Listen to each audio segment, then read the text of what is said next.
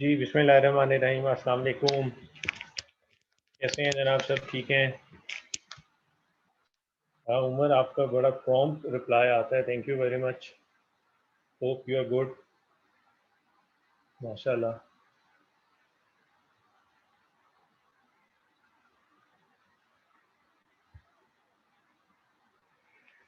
अच्छा जी,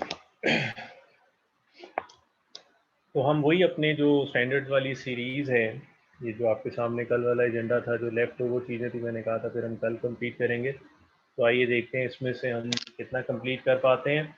और आज भी अगर कोई इसमें से एक रह गया स्टैंडर्ड, एक आधा, एक या दो, वो फिर हम नेक्स्ट इंशाल्लाह संडे को क्लास में कवर कर लेंगे अलॉन्ग विद 600 सीरीज़ के 3 स्टैंडर्ड्स हैं। यानी इसके बाद मैं यहाँ मेंशन करना चाहूँगा कि 580 के बाद हमारे जो स्टैंडर्ड्स रह जाएंगे वो होंगे 600, 610, 620 और उसके बाद 200 सीरीज़ में एक 260 है और 265। तो इंशाल्लाह हमारा टारगेट ये होगा, पूरी कोशिश करेंगे कि हमारी जो संडे को क्लास होगी एक्स्ट्रा, उसमें ये हम ग्रेड ए के ये सारे स्टैंडर्ड जो हमें करने हैं वो करने हैं। एक जो रहेगा आपको नज़र आएगा यहाँ पे 402, वो हम जब ग्रेड सी करेंगे तो उसके साथ वो 402 हम अप्लाई करेंगे। 3402 के साथ बेसिकली वो सर्विस ऑर्गेनाइजेशन का है, तो वो 3402 के साथ 402 करेंगे। तो ये इंशाल्लाह संडे को हम यहाँ पे ये सारा कवर कर लेंगे और फिर इंशाल्लाह नेक्स्ट वीक में मंडे को जो क्लास होगी उसमें हम ग्रेड सी पे चले जाएंगे। तो ग्रेड सी के ऊपर हमारी कोई 4 क्लासेस जो हैं जो और होंगी वो 2 वीक्स मोर इंशाल्लाह ये हमारा कवर हो जाएगा। वही फर्स्ट वीक ऑफ नवंबर में इंशाल्लाह हम कंप्लीट कर लेंगे with all the practice and revision भी। अच्छा, आपका मॉक की रजिस्ट्रेशन जिन्होंने नहीं करवाई वो ज़रूर कराएं। Even though some of you might be having an attempt later on, not in this winter 20, but बाद में भी अगर है, it's a good opportunity to gauge yourself. जितनी चीज़ें की हैं कोशिश करके थोड़ा और पढ़ लीजिएगा। तो मॉक पे बैठे ज़रा गैप एनालिसिस करें ना, हमें पता हो कि हमारा एग्ज़ाम के स्टैंडर्ड से कितना गैप है। एक एग्ज़ाम में बैठने से कितना फ़ायदा होता है आपको अंदाज़ा हो जाता है कि कहाँ पे मुझे ज़्यादा इम्प्रूव करने की ज़रूरत है, या आई एम गुड, ओके, मेरे कॉन्सेप्ट बेहतर होने वाले हैं या नहीं। कॉन्सेप्ट तो ठीक थे मुझे, लेकिन ना मैं उन कॉन्सेप्ट को अप्लाई नहीं कर सका, या मुझे आती थी चीज़ें लेकिन मैं क्वेश्चन नहीं पिक कर सका। क्वेश्चन भी पिक कर लिया था बट मैं उस तरह से डिलीवर नहीं कर सका जिस तरह से। तो वो ये इंडिविजुअल प्रॉब्लम्स आइडेंटिफाई होना बड़ा ज़रूरी है, और ये टेस्ट जो है ये बेस्ट अपॉर्चुनिटी होती है टू गेज योरसेल्फ। तो जिन लोगों की इवन दो अभी अटेम्प्ट नहीं भी है, आई स्ट्रांगली अर्ज कि वो लोग भी जो हैं वो मॉक जरूर दें। एक पेपर आपको, आपका लेवल जो है ना, आपकी जो सोच है, जो थिंकिंग है, जो आइडिया है, वो कहाँ से कहाँ पहुँचा देगा सिर्फ एक फुल फ्लैश पेपर में बैठ लेने से। और वो mock is an excellent opportunity. बहुत इम्प्रूवमेंट होती है। ये वो इम्प्रूवमेंट होती है जो हम जून और दिसंबर में रियल एग्जाम में बैठ के अपने आप को इम्प्रूव कर रहे होते हैं। वो मॉक में कर लें ताकि जब वो दिसंबर वाली अटेम्प्ट आए तो वो पास वाली। ऐसा ना हो कि हम वैसे दिसंबर में बैठे फिर हमें पता चले वो हमारी मिस्टेक थी और फिर हम उसको नेक्स्ट जून में जो है वो करेक्ट कर रहे हो। So best way to correct is right here right now. इधर ही कर लें नवंबर में, ताकि आप जब दिसंबर में जाएं तो फिर आप आराम से जो है पेपर को क्लियर कर सकें। चलिए जी, लेट्स बिगिन। मेरे ख्याल सारे व्हाट्सएप ग्रुप में मॉक का वो आते रहे हैं, मुझे भी आते रहे हैं। कोई हैं तो बता दें अब्दुल्ला को, यहाँ लगा दीजिएगा कि कोई लिंक हो अगर स्पेशली, तो वुड अप्रिशिएट दैट। अच्छा जी, चले आए। कल हमने जो स्टैंडर्ड किए 230, 240, 250, तो ये एक पास पेपर का क्वेश्चन है, आइए इसको देखते हैं। मुझे आप बताएंगे ये कौन से एरिया से लग रहा है क्वेश्चन है। ये अटेम्प्ट है 2018 दिसंबर। क्वेश्चन नंबर है 2, और देखें छोटा सा क्वेश्चन है लेकिन नंबर हैं उसके 14। और ये क्लासिक CFAP 6 लेवल की रिक्वायरमेंट है। यानी क्वेश्चन की रिक्वायरमेंट है क्या जी? Evaluate the above situation and explain what course of action. तो दो ये क्लासिक रिक्वायरमेंट है। सिचुएशन को इवेल्युएट करें और अब बताएं आगे क्या करना है। Evaluate the above situation and explain what course of action the auditor would need to take. यानी रिक्वायरमेंट से कुछ नहीं पता चल रहा ये कौन से एरिया का क्वेश्चन है। हमें नहीं पता. During the audit of Leather Goods Limited, it came to the knowledge of the audit team that LGL, Leather Goods Limited, has been dumping its chemical waste in an open area outside the city without proper treatment as per the required standards. When confronted, the CFO did not consider it a serious issue and informed that LGL has managed to receive the required certificate from the relevant regulatory authority. तो कोई हमें issue यहाँ पे ये लग रहा है कि वो कंपनी जो है हमें नज़र आ रहा है कि वो डंप कर रही है बगैर ट्रीटमेंट के. लॉ में लिखा हुआ है, ये स्टैंडर्ड ऑडिटिंग स्टैंडर्ड नहीं है, ये एनवायरमेंट का स्टैंडर्ड होगा कोई. लेकिन जब हमने उससे बात की तो पता चला कि वो कह रहा है यार तो क्या बात, ये देखो हमने तो सर्टिफिकेट भी ले लिया है कि भाई हम तो कंप्लाइंट है. तो अब दो चीज़ें हैं, सिचुएशन को इवेल्युएट करना है. अब पहले हमें ये भी सीखना है कि ये दो रिक्वायरमेंट्स का मतलब क्या है. यानी किसी सिचुएशन को इवेल्युएट करना है तो हमने इसमें क्या लिखना है, और जब कोर्स ऑफ एक्शंस बताने हैं तो इसमें क्या लिखना है. जर्नल बात कर रहा हूँ अभी मैं, ये आ ही नहीं रहा कि ये कौन से टॉपिक होते हैं. जर्नल इंग्लिश की बात कर रहा हूँ कि या इंग्लिश एंड जर्नल ऑडिटिंग, इस क्वेश्चन की रिक्वायरमेंट को एड्रेस कैसे करना है, क्या लिखना है इवैल्यूएट द अबव सिचुएशन में. और पहले इसकी बात करते हैं, इवैल्यूएट द अबव सिचुएशन में क्या लिखना है हमें, किस सिचुएशन को इवैल्यूएट करना है, क्या मतलब है, एनी आइडिया.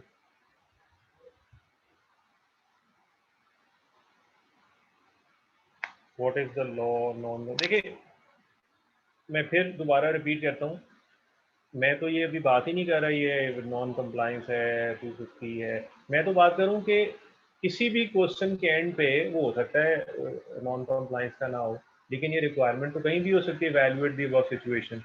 तो इवैल्यूएट द अबव सिचुएशन का क्या मतलब, ये सिर्फ इस रिक्वायरमेंट इस क्वेश्चन के नीचे तो नहीं होगा, ये तो कहीं भी हो सकता है गोइंग कंसर्न वाला टाइप का क्वेश्चन नीचे इवैल्यूएट द अबव सिचुएशन को, फ्रॉड वाली सिचुएशन में इवैल्यूएट, उसमें तो आप ये बात नहीं लिखेंगे नॉन कंप्लाइंट. मैं जर्नल आंसर मांगना चाह रहा हूँ कि इवैल्यूएट द सिचुएशन का मतलब क्या है.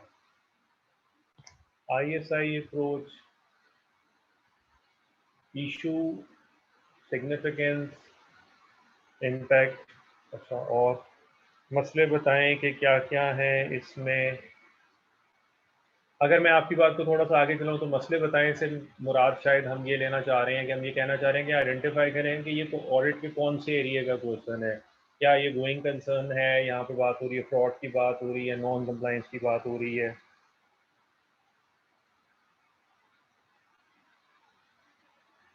जांच पड़ताल करना सर है क्या, जांच पड़ताल करना. ओके, अब देखें ये अब आप एक बड़ी सब्जेक्टिव बातें कर रहे हैं, फिर आप मुझे कहते हैं सर सही बताएं इस रिक्वायरमेंट को करना क्या है, यानी कि ऑब्जेक्टिवली बताएं, सब्जेक्टिव ना बताएं. ऑब्जेक्टिव टेंजिबल चीज़ मुझे बताएं मैंने एग्जाम में लिखना क्या है. जिस तरह जब मैं कहता हूँ ऑडिट रिपोर्टिंग का जो ऑडिट रिपोर्ट का क्वेश्चन करना है तो भाई पहले इम्पैक्ट बता, उसका सॉरी इशू बताएं, फिर मैं तो आपको चीज़ें पिन पॉइंट करके बता रहा हूँ. मैंने कहा ऑडिट रिसर्च क्वेश्चन कैसे सॉल्व करना है, मैंने कहा ऐसे, तो पहले फैक्ट लिखते हैं फिर accounting issue. there must be some objective things, some tangible things. Journal नहीं कि मैं कहूँ भाई ऐसे कर दो ऐसे कर दो ऐसे कर दो. तो ये आप तो मुझे किस किस्म की बात बता रहे हैं कि ठीक है ऐसे कर दो, जबकि अगर मैं आपको इस तरह की बात बताऊं तो आप उस आइडिया को बाय नहीं करेंगे. there must be some tangible things. अच्छा चले, इवेलुएट द अबव सिचुएशन. किसी ने अभी ये लिख दिया था कि ISI approach, not bad actually, not bad actually, क्योंकि आपको याद है आई स्टैंड फॉर इशू, है ना. मसला क्या है, कोई अकाउंटिंग की बात हो रही है, ऑडिटिंग की, कोई कंपनी जो है कोई मिस स्टेटमेंट हो रही है, होने जा रही है, या कोई लैक ऑफ एविडेंस की बात हो रही है. ऐसा कि ये मसला जो भी है वो अकाउंटिंग का मसला है, ऑडिटिंग का मसला है, इस मसले की सिग्निफिकेंस क्या है, इसकी मटीरियलिटी क्या है. अगर कोई फिगर्स दी गई हैं तुम सपोर्ट कर लें, ये इतने परसेंट है, ये लास्ट ईयर से इतना बढ़ गया, इस साल के प्रॉफिट का इतने परसेंट है, कोई ऐसी बात कर दी जाए. और फिर तीसरा पॉइंट था कि उसका इम्पैक्ट बता दिया जाए कि ओपिनियन पे और रिपोर्ट पे क्या इम्पैक्ट होगा. ये तो काट दो क्योंकि अभी इम्पैक्ट की तो इवैल्यूएट में अभी ये नहीं है. इवैल्यूएट का मतलब ये है, देखें कि आज की डेट तक, यानी जब ये मामला, अब आप प्रैक्टिकली उस क्वेश्चन में, उस ऑडिट में चले जाएं जहां पे वाकई अगर प्रेजेंट टाइम में आपके सामने सिचुएशन हो कि आप ऑडिट कर रहे हैं, आपको लगे कि कंपनी तो एक ये रॉन्ग डूइंग कर रही है, जब आपने सीएफओ से भी कहा बच्चे को मसला नहीं है, देखो हम तो कंप्लायंस, हमारे पास कंप्लायंस सर्टिफिकेट है, और वो सर्टिफिकेट लेके आप आगे अपने रूम में, तो अब आप इस सिचुएशन को एनालाइज इवैल्यूएट कैसे करेंगे? इस डेट तक, आज की डेट तक इस सारे मसले को आपने ब्रेक डाउन करना, इसमें कौन सा स्टैंडर्ड लग रहा है, कौन से स्टैंडर्ड की वॉल्यूशन नज़र आ रही है, स्टैंडर्ड में क्या लिखा है, कंपनी क्या कर रही है, यहाँ पे ये मामले की इम्पोर्टेंस क्या है, सिग्निफिकेंस क्या है। I would say issue, yes, जिस तरह आपने कहा ना नॉन कंप्लायंस है और इस तरह की चीज़ें, तो yes this is the issue यहाँ पे। अब इसकी सिग्निफिकेंस कोई अमाउंट में तो जिक्र नहीं, अभी और भी हम क्वेश्चन देखेंगे, वो फिर आएगा एवेल्युएट द सिचुएशन, तो वो हमें भरपूर मौका मिलेगा, फिगर्स भी दिए होंगे, अमाउंट्स भी दिए होंगे, परसेंटेजेस भी कैलकुलेट कर रहे होंगे। तो प्राइमरीली हमने सारे वो इश्यूज हाईलाइट करने हैं यहाँ पे, वो चाहे अकाउंटिंग वाले हैं चाहे ऑडिटिंग वाले हैं, जो आज ऑडिट की इस प्रेजेंट मोमेंट तक हमें लग रहा है कि अप्लाई हो सकते हैं, और उसकी आपने सिग्निफिकेंस को भी हाईलाइट करना है। अच्छा देखिए, इसमें मामला फ्रॉड का भी हो सकता है, तो नॉन कंप्लायंस का भी हो सकता है, कोई और अकाउंटिंग, कोई फाइनेंशियल इंस्ट्रूमेंट की गलत क्लासिफिकेशन हो सकता है, हाइब्रिड इंस्ट्रूमेंट की गलत अकाउंटिंग हो सकती है, मतलब जो भी उधर हो रहा है, और ये एग्जैक्टली वही है आई और एस, आई में इशू, कोई अकाउंटिंग इशू होगा या ऑडिटिंग इशू, तो आपने उसकी तरफ, और उसके साथ साथ फिर आपने उस मामले की सिग्निफिकेंस को भी हाईलाइट करना है। अच्छा, अब अगर मैं ये कहूं कि व्हाट कोर्स ऑफ एक्शन, कि अब ऑडिटर को करना क्या चाहिए, इसमें क्या लिखेंगे हम?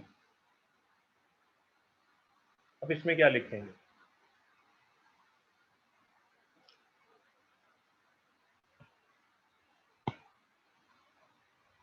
शाबाश, ट्राई करें। जो स्टैंडर्ड में लिखा है, कई चीजें अगर स्टैंडर्ड में, अच्छा देखें, इवेल्युएट द अबव सिचुएशन का मतलब है कि अगर आप आज यहाँ पे खड़े हैं, ये आपका पॉइंट है, रियल ऑडिट की बात करो, तो इवेल्युएट करने के लिए आपको यहाँ से सारा पीछे देखना है, बैकवर्ड देखना, मसला क्या है, क्या हुआ है, क्या हो चुका है।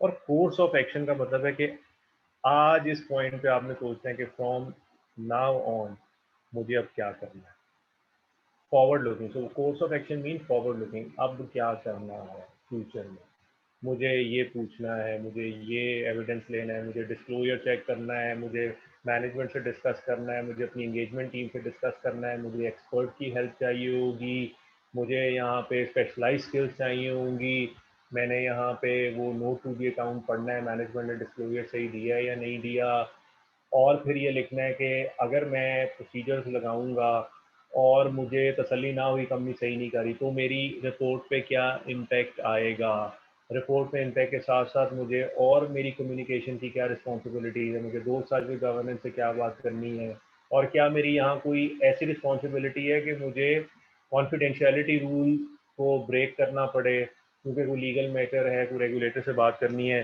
तो I would say course of actions के अंदर आपने बात करनी है कि अब मैंने प्रोसीजर्स कौन से लगाने हैं, इस चीज़ को प्रोसीजर्स या एविडेंस, और फाइनली इसके अंदर वो जो ये आई वाला पॉइंट था ना, वो बेसिकली यहाँ के लिए कि अगर ये चीज़ें ठीक ना हुई तो वही impact on report and opinion, बल्कि इसके साथ साथ इम्पैक्ट ऑन ओपिनियन के बाद और मेरी कम्युनिकेशन रिक्वायरमेंट क्या है, तो रेगुलेटर थर्ड पार्टी को तो नहीं इन्वॉल्व करने की ज़रूरत। तो कोर्स ऑफ एक्शन का मतलब है कि फ्यूचर में अब मैंने क्या करना है, ये मामला है, और इवेल्युएट में आज की डेट तक जो जो कुछ हुआ है उसको आपने लिखा।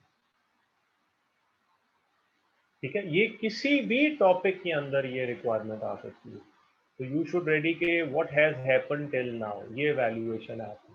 और व्हाट हैज हैपन का मतलब क्या है, क्या आपको लग रहा है अकाउंटिंग हो गई है गलत, क्या ऑडिटिंग आपको एविडेंस नहीं मिल रहा, मैनेजमेंट रिप्रेजेंटेशन नहीं दे रही, मैनेजमेंट आपको एक, अब यहाँ देखें ना, वो मैनेजमेंट सर्टिफिकेट दे रही है, अब हमें डाउट ये है कि मैनेजमेंट ने कहीं ब्राइब दे के गवर्नमेंट ऑफिशियल से इन्वायरमेंट वालों पैसे दे के सर्टिफिकेट ना ले लिया हो, तुम्हारी अब क्या रिस्पॉन्सिबिलिटी, सर्टिफिकेट तो है लेकिन वो जाली है, तो हमें डिस्कस करना पड़ेगा।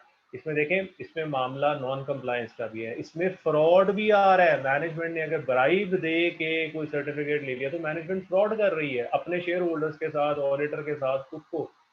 इसमें फ्रॉड भी आ रहा है, इसमें फिर एथिक्स भी आ रहे हैं। तो ये वैल्यूएशन है कि भाई ये तो अनएथिकल बिहेवियर है, ये तो ऐसी मैनेजमेंट ठीक नहीं है, तो इसके तो बड़े स्ट्रॉन्ग कॉन्सिक्वेंसेज हो सकते हैं कि मैनेजमेंट गलत काम कर रही है, 2 नंबर सर्टिफिकेट और पैसे दे के और ये करके। तो कोर्स ऑफ एक्शन के अंदर जहाँ हमने बेशुमार सवाल करने, इंक्वायरीज करनी है, डॉक्यूमेंट हमने वो इंस्पेक्ट भी करना है, वो सर्टिफिकेट भी देखना है, वो लॉ भी पढ़ना है, फिर ये भी देखना है कि हमारी क्या रिस्पॉन्सिबिलिटीज अंडर आई से 250 कल हमने पढ़ी भी थी, हमें क्या करना चाहिए कि अगर कोई हमें नॉन कंप्लाइंस मिले। तो साथ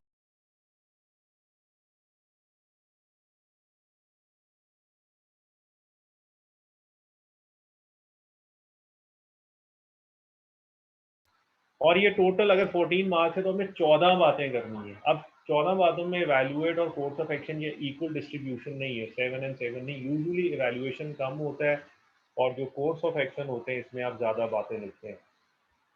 तो बेस्ट तरीका इसके अंदर यही किया जाता है कि आप इसको इस तरह से लेके चलें कि यूजुअली कोर्स ऑफ एक्शन में थोड़े ज़्यादा पॉइंट्स होंगे और एवेल्युएट के अंदर कम होंगे। बट देखिए अगेन ये भी एक चीज़ पर डिपेंड करता है। सपोज आप ऑडिट के बिल्कुल एंड पे पहुंच गए हैं और वहां तक अब आपको कहा जाए एवेल्युएट करें, आपने सारे एविडेंस ले लिए, सारा कुछ ले लिया, अब सिर्फ एक्शन लेना है। तो अब तो एवेल्युएट करने के लिए बहुत ज़्यादा है, क्योंकि अगर ऑडिट की टाइमलाइन ये है, अगर आप यहाँ पे पहुंच गए हैं तो मैंने कहा था ये सारी चीज़ें एवेल्युएट करने वाली हैं, ये कोर्स ऑफ एक्शन है। तो देखें अगर आप ऑडिट में यहाँ पहुंच गए हैं तो एवेल्युएट करने के लिए बहुत ज़्यादा है। अगर आप एक ऑडिट में अभी यहाँ पे पहुंचे हुए हैं तो यहाँ एवेल्युएट करने के लिए बहुत थोड़ी चीज़ें हैं और कोर्स ऑफ एक्शन में बहुत ज़्यादा है। तो ये ना मतलब वेरी करेगा कि एवेल्युएशन में ज़्यादा लिखना है या कोर्स ऑफ एक्शन में ज़्यादा लिखना है, ये डिपेंड करेगा। कई जगह एवेल्युएशन में, लेकिन एक चीज़ याद रखें कि एवेल्युएशन और course of action half half तो हो सकते हैं, नहीं कि 7 and 7 पॉइंट। और अगर कोई कम करना है तो एवेल्युएशन में कम होंगे और कोर्स ऑफ एक्शन में ज़्यादा होंगे, ज़्यादातर ऐसे होगा। ये टोटल 14 पॉइंट्स आपने लिखने हैं, मेजॉरिटी पॉइंट्स आपके कोर्स ऑफ एक्शन में। लेकिन अगर आप बिल्कुल एंड पे पहुंच गए हैं, आप सिर्फ ओपिनियन पर ही अफेक्ट पढ़ना करो, तो कोर्स ऑफ एक्शन में 2-3 चीज़ें रह जाएंगी। लेकिन यहाँ पे तो प्रॉबली आई वुड से कि आप अभी मिड या मिड से भी पहले, अभी तो ऑडिट चल रहा है और आपके सामने ही है, तो there is lot to be done. अभी तो हमें अभी कोई प्रूफ भी नहीं है, अभी तो हमें प्रूफ करना है, एविडेंसेस लेने हैं। ठीक है, क्यों नहीं करेंगे इम्पैक्ट ऑन ओपिनियन, क्यों नहीं करेंगे? मैंने क्या लिखा है, जब इस पॉइंट से आगे फॉरवर्ड में असल चीज ही हमारी एंड के ऊपर ओपिनियन है, तो वो भी बात करें यार, क्यों नहीं करना? यही तो मैं कह रहा हूँ कि आप उसका भी इम्पैक्ट देखें। अब कौन सी टाइप का ओपिनियन देना है ये भी बात नहीं करनी, लेकिन सिर्फ ये कहना है कि इसका ओपिनियन देखना पड़ेगा। हो सकता है हमें हम यहाँ पे ओपिनियन मॉडिफाई करना पड़े, इवन हो सकता है हमें यहाँ विड्रॉ भी करना पड़े, क्योंकि ये फ्रॉड की तरफ भी जा रही है चीजें। तो आए, अब कुछ चीज़ें मैंने आपको जनरल गाइडेंस दी है, अब इसको ज़रा पार्ट ऑफ लर्निंग एक्टिविटी हम देखते हैं। सबसे पहले तो मैं ज़रा आंसर को देखता हूँ कि बहुत कम एवेल्यूशन में लिखा हुआ है, बहुत ज़्यादा कोर्स ऑफ एक्शन में। ठीक है, जब आगे भी क्वेश्चन आएंगे वहाँ पे आपको ये डिफरेंट वेटेज नज़र आएगी, इक्वल तरफ जा रहा होगा। एवेल्युएट करने में भी उतनी चीज़ें होंगी, कोर्स ऑफ एक्शन में भी। यहाँ एवेल्युएट करने में चीज़ें कम क्यों? देखें यहाँ ना कोई फिगर है, ना कोई अमाउंट है, ना कोई अकाउंटिंग ट्रीटमेंट है कि आपके स्टैंडर्ड में ये लिखा हुआ है, कंपनी ये कह रही है। सिंपल सा एक इशू आया है, तो इसमें बहुत ज़्यादा एवेल्युएट करने के लिए नहीं है, लेकिन फ्यूचर में काम करने के लिए बहुत है। तो एक्चुअली ना ये केस टू केस वेरी करेगा कि कहाँ पे आपको ज़्यादा लिखने की ज़रूरत है, कहाँ पे कम लिखना है। अच्छा, अब ज़रा इसके इवैल्यूएशन ऑफ द सिचुएशन को पढ़ते हैं और देखते हैं कि हम जो बात कर रहे थे वो यहाँ पे कितनी अप्लाई होती है। ये हम लर्न कर रहे हैं इस वक्त। ठीक है, even though LGL manages to get its required certificate,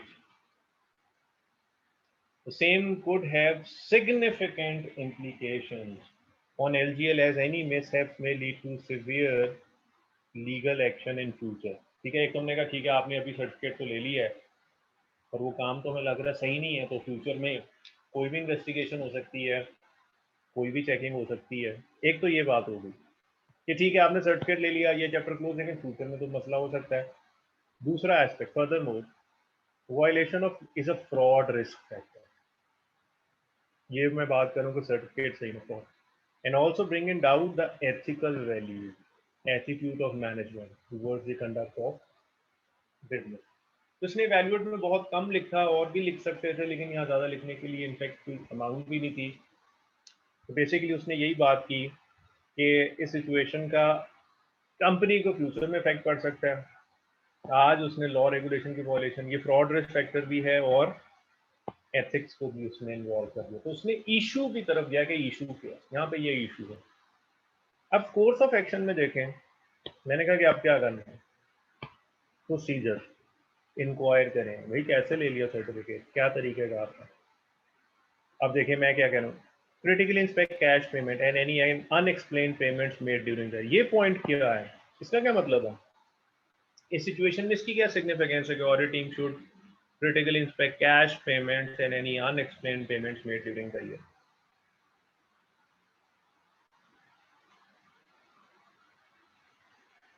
हाँ, ये कल हमने एक पैराग्राफ पढ़ा था ये से 250 में, पैराग्राफ A18, वहां पे ये पॉइंट लिखा हुआ है, कैश पेमेंट देखें, अनएक्सप्लेन्ड पेमेंट देखें, लोन टू डिफरेंट पार्टी देखें, ब्राइब, कि वो सर्टिफिकेट कहीं 2 नंबर तरीके से, जिस तरह होता है आपको पता है कि मीटर पीछे करा लेते हैं, लाइन में आया, पैसे दे दिए, उसने कहा यार ये चलो ठीक है रीडिंग ये कर लो, सर्टिफिकेट ले लिया। तो ज़्यादा कैश पेमेंट होती है ना, चेक में तो नहीं करेंगे, है ना, कैश। ये देखें, फिर इसके बाद रिस्क ऑफ मटेरियल में स्टेटमेंट ड्यू टू फ्रॉड, तो यहाँ फ्रॉड भी है, नॉन 240 भी है इस क्वेश्चन में, 240 एंड 250 बोथ है, क्योंकि जहाँ नॉन कंप्लायंस विद पर्पस लग रही हो तो वो फ्रॉड रिस्क फैक्टर भी है। फिर रिटन रिप्रेजेंटेशन अगर मैनेजमेंट देती है उसकी रिलायबिलिटी, ये बड़ा इंपॉर्टेंट पॉइंट है, कॉमन पॉइंट है, डिस्कस द मैटर विद दोस्त विद गवर्नेंस। फिर मैंने कहा पॉसिबल कोर्स ऑफ एक्शन में आपने क्या प्रोसीजर लगाना है, क्या एविडेंस लेना है, कोई एक्सपर्ट लीगल एडवाइजर वो भी आ जाएगा, लीगल एडवाइजर वो बेहतर समझता है। फिर अगर वो रेक्टिफाई करते हैं तो कॉस्ट ऑफ क्लीनिंग अप, वही प्रोविजन सारा कुछ कि भाई अगर ये आपने ठीक करनी है, वो सारी चीज़ें डंप करना है, उसकी कॉस्ट की प्रोविजनिंग, ये सारा कुछ करने के बाद किसी ने पूछा था इसमें रिपोर्ट क्यों नहीं डिस्कस करनी, ये देखें अगर मैनेजमेंट कोई डिस्कस नहीं देती, हमने क्या करना है, impact on audit report, withdraw from the engagement, की ऑडिट मैटर देखें, ओपिनियन भी आ गया, रिपोर्ट भी आ गया, regarding risk of fraud, bribery and की ऑडिट मैटर। और फिर ये भी देखना है मेरी लीगल रिस्पॉन्सिबिलिटीज क्या हैं अथॉरिटीज के लिए। तो कोर्स ऑफ एक्शन तो बड़ा आसान है। अजान हो रही है, 1 मिनट के लिए वेट करते हैं।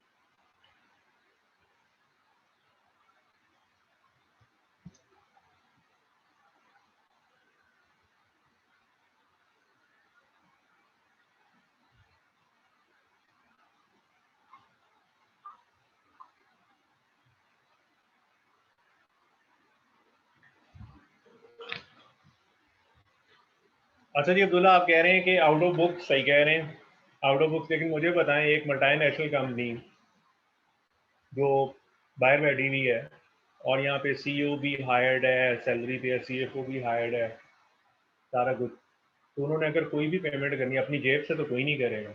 वो तो तब होता है अगर मालिक ही हो कंपनी वाला खुद, तो वो अपनी जेब से कर देता है, क्योंकि आउट ऑफ बुक्स इनकम भी होगी तो आउट ऑफ बुक्स पेमेंट्स और एक्सपेंसेस हो सकते हैं।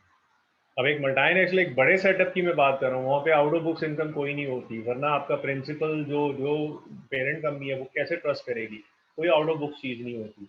इसलिए मल्टीनेशनल कंपनी ने कोई छोटी मोटी पेमेंट 2 नंबर करनी है, वो बुक्स में डालनी है कहीं, सीईओ ने सीएफओ ने अपनी पॉकेट से कोई नहीं करनी, मालिक बाहर बैठे हुए हैं और उनका कंट्रोल लूज हो जाएगा। अगर वो इतनी अथॉरिटी दे दे ना लोकल मैनेजमेंट को कि तुम आउट ऑफ बुक्स पेमेंट कर दिया करो, हमसे लहदा ले लिया करो, वो कहते हैं ना, इस तरह हमारा कंट्रोल ही खत्म होगा। तो आउट ऑफ बुक्स छोटी मोटी कंपनियों के अंदर जिस तरह आप मैं बात कर रहे हैं, हमारे लोकल सेटअप के अंदर लोकल कंपनी से कर सकती हैं, जब मालिक भी वही है, शेयर होल्डर्स भी वही है और जनाब मैनेजमेंट भी वही है। But think of a corporate, large corporate structure, वहाँ पे आउट ऑफ बुक्स नहीं होता, सब चीजें वहीं से करनी होती हैं। पॉइंट क्लियर हुआ? हाँ अब्दुल्ला, आप सेठ कंपनी में तो ये होगा, सेठ कंपनी में हो सकता है आउट ऑफ बुक, वहाँ पे स्क्रैप सेल भी नहीं बुक होती, आउट ऑफ बुक्स होती है, तो वहीं से खर्चे बुक हो जाते हैं। इनवॉइस कुछ और बना दी, चीजें कुछ और की, बट अदर देन सेठ कंपनीज नहीं होगी। तो गुड, राइट पॉइंट। अच्छा अब मुझे बताएं, ये बात थोड़ी क्लियर हुई क्योंकि ये समझना बड़ा जरूरी है। ऑडिट के पेपर में ना सबसे बड़ा मसला ये होता है कि हमें रिक्वायरमेंट को एड्रेस नहीं किया जाता, चीजें आती हैं बट एक्चुअली एग्जामिनर पूछ क्या रहा है, चाह क्या रहा है, हम वो नहीं दे पा रहे थे। तो इवेल्युएशन का मतलब कोर्स ऑफ एक्शन का मतलब, मैं फिर रिपीट कर दूं, कोर्स ऑफ एक्शन में आपके future procedures to be applied, future evidences to be obtained, help of experts उसके अंदर आ जाएगी।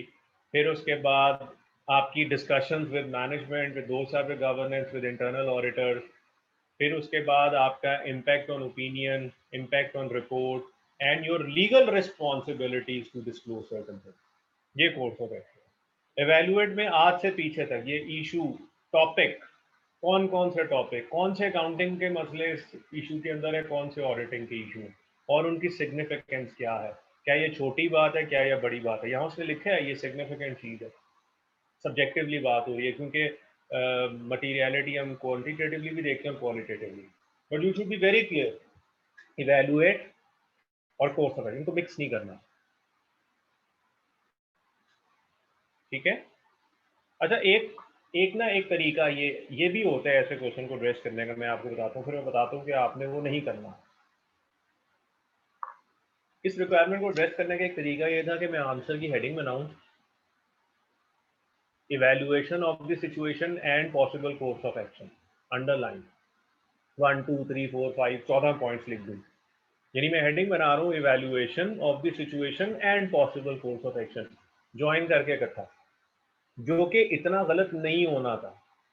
Can be done, it can be done, but मैं जब आईकेएफ के एग्जामिनर में देखता हूँ तो आईकेएफ के एग्जामिनर ने हमेशा इवेल्युएशन ऑफ द सिचुएशन को लहदा रखा है, कोर्स ऑफ एक्शन को लहदा रखा है। यहाँ से हमें हिंट मिलती है कि आप ये नहीं करेंगे, ऑल्दो हम ये कर सकते हैं क्योंकि चीज़ें कहीं ना कहीं ओवरलैप भी कर रही होती हैं, बट क्योंकि जब तक एग्जामिनर की हमें कोई स्पेसिफिक कोई ऐसा मॉडल आंसर या उसकी गाइडेंस हमें मिल जाए, हम अवॉइड करेंगे, वरना ये इकट्ठा किया जा सकता है। आपने लहदा लहदा ही रखना है, ठीक है। और मैंने इनमें क्या चीज़ें डिस्कस करनी है वो भी आपको बता दी।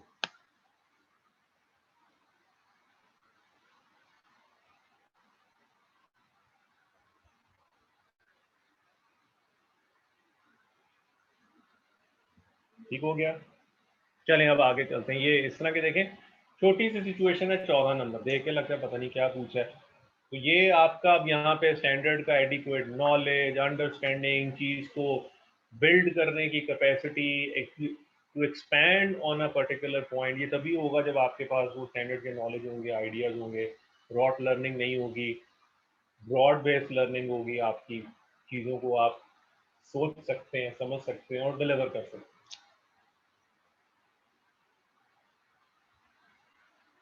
अब चलते हैं नेक्स्ट 400 सीरीज में एक 402, वो हम बाद में करेंगे, मैंने कहा 3402 के साथ 450 देखते हैं। और 450 के अंदर हमारे पास है इवैल्यूएशन ऑफ मिस स्टेटमेंट। तो मैं भी अपनी हार्ड फॉर्म के अंदर जो है वो ओपन कर लेता हूँ 450, और इसमें देखते हैं अगर कोई डायग्राम बनाने वाली है तो पहले डायग्राम बना लेते हैं और फिर हम एक डायग्राम बनाता हूँ मैं, ज़रा ये समझ आ जाएगा आसानी से, और फिर हम वो इम्पोर्टेंट जो है चीज़ें मार्क करेंगे।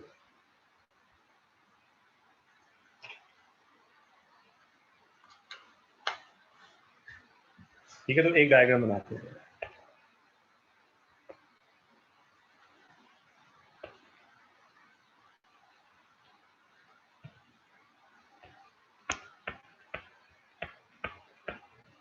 अच्छा, इसके नाम से देखें इवैल्यूएशन ऑफ मिस स्टेटमेंट, तो आपको क्या लग रहा है ये इवैल्यूएशन ऑफ मिस स्टेटमेंट ये ऑडिट के स्टार्ट की बात है, somewhere in between the audit और at the end of the audit के ऊपर ये स्टैंडर्ड अप्लाई हो रहा है, evaluation of misstatements identified during the audit? तो इनिशियल फेज की बात है, इंटरम है या एंड? बिटवीन एंड आपने मिस स्टेटमेंट आइडेंटिफाई कर ली हैं ड्यूरिंग दी ऑडिट और अब आप बैठ के उनको वैल्यूएट कर रहे हैं, तो वैल्यूएट एंड भी आता है ना। देखें आपके ऑडिट के स्टेजेस क्या हैं।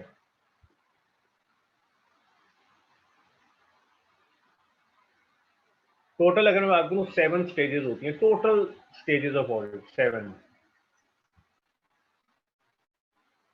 नंबर 1 वो रेगुलेशन एथिक्स, उसकी रिक्वायरमेंट, कंपनीज एक्ट और जनाब एथिकल के who can be an auditor, who can not be an auditor. दूसरी stage obtaining and accepting an engagement. आप क्वालिफाइड हैं, आप सब कुछ हैं, फिर भी आपने कुछ सोचना है कि मुझे ऑडिट एक्सेप्ट करना है, ऑब्टेन करना है, नहीं करना। तो first stage rules regulations companies act ethics. दूसरा obtain and accepting an engagement. फिर अगले जो 3 स्टेजेस हैं ये ऑडिट के फील्ड में। जब हमने एक ऑडिट एक्सेप्ट कर लिया तो फिर पहले उस ऑडिट की प्लानिंग होनी है, फिर टेस्ट ऑफ कंट्रोल होने हैं और फिर फाइनल ऑडिट सब्सटेंटिव। तो ये 3 फील्ड वर्क हैं, तो 5 हो गई। Rules regulation ethics, number 2 obtaining and accepting engagement, उसके बाद 3 field work, initial, interim, final, 5 stages हो गए। इसके बाद कौन सी स्टेज आएगी? रिव्यू। ये रिव्यू वाली स्टेज में हमें वैल्यूएट करना है, जहाँ पे पार्टनर, सीनियर पार्टनर और पार्टनर जो है फाइल को, एविडेंसेस को रिव्यू करते हैं, उसी वक्त ये वैल्यूएशन हो रही होती है। ये 6 स्टेज होती है जब टीम क्लाइंट से उठ के ऑफिस में आ जाती है। तो ये जो 6 स्टेज होती है रिव्यू वाली, वैल्यूएशन वाली, ये ऑफिस में बैठ जाए। और इसके बाद 7 stage of course report writing, जिसमें हम फिर ओपिनियन फॉर्म करते हैं। तो ये वो रिपोर्ट से पहले वाली स्टेज है जहाँ पे हम रिव्यू कर रहे हैं और फाइनली हमने रिपोर्ट। तो इवैल्यूएशन ऑफ मिस स्टेटमेंट ऐसा 450।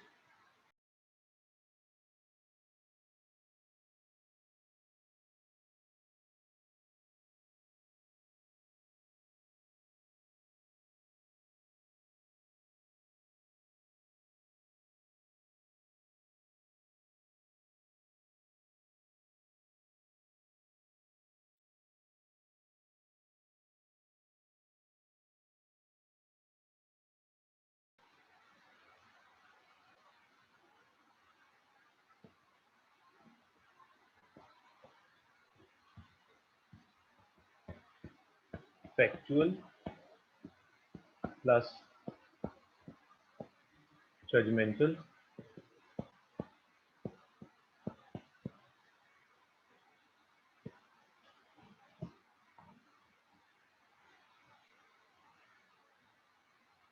और तीसरी है प्रोजेक्टेड।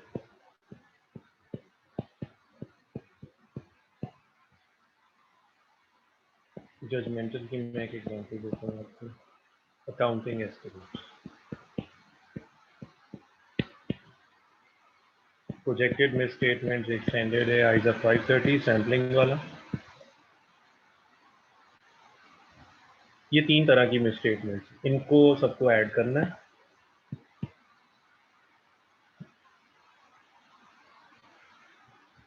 ये बन जाएंगी आपकी करंट पीरियड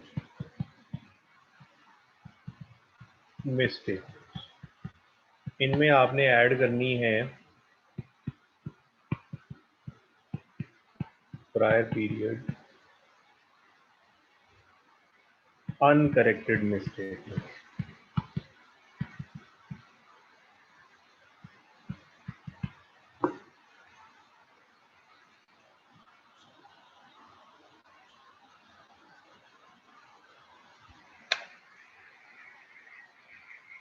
आपके पास एक टोटल बन जाएगा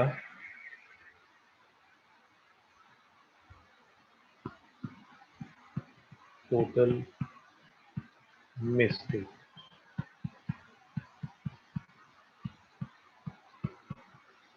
ये हम मैनेजमेंट के सामने रखेंगे। इसमें से कुछ मिस स्टेटमेंट्स मैनेजमेंट करेक्ट कर देगी, ओके। कुछ वो कहेगी नहीं जनाब ये हमने नहीं करना, आपने जो करना है कर लें अनकरेक्टेड। अब हमने ये इंश्योर करना है कि जो अनकरेक्टेड मिस स्टेटमेंट्स हैं वो जो हमारा मटीरियलिटी थ्रेशोल्ड था for the financial statement as a whole, मैंने मटीरियलिटी का वर्ड लिख रहा हूँ, परफॉर्मेंस मटीरियलिटी कुछ और, तो मटीरियलिटी एज पर आइजा 320, यानी अनकरेक्टेड मिस स्टेटमेंट जो हैं वो आई से 320 के कैलकुलेटेड मटीरियलिटी थ्रेशोल्ड से कम होनी चाहिए। अगर अनकरेक्टेड मिस स्टेटमेंट मटीरियल से ज़्यादा हुई तो फिर क्या होगा?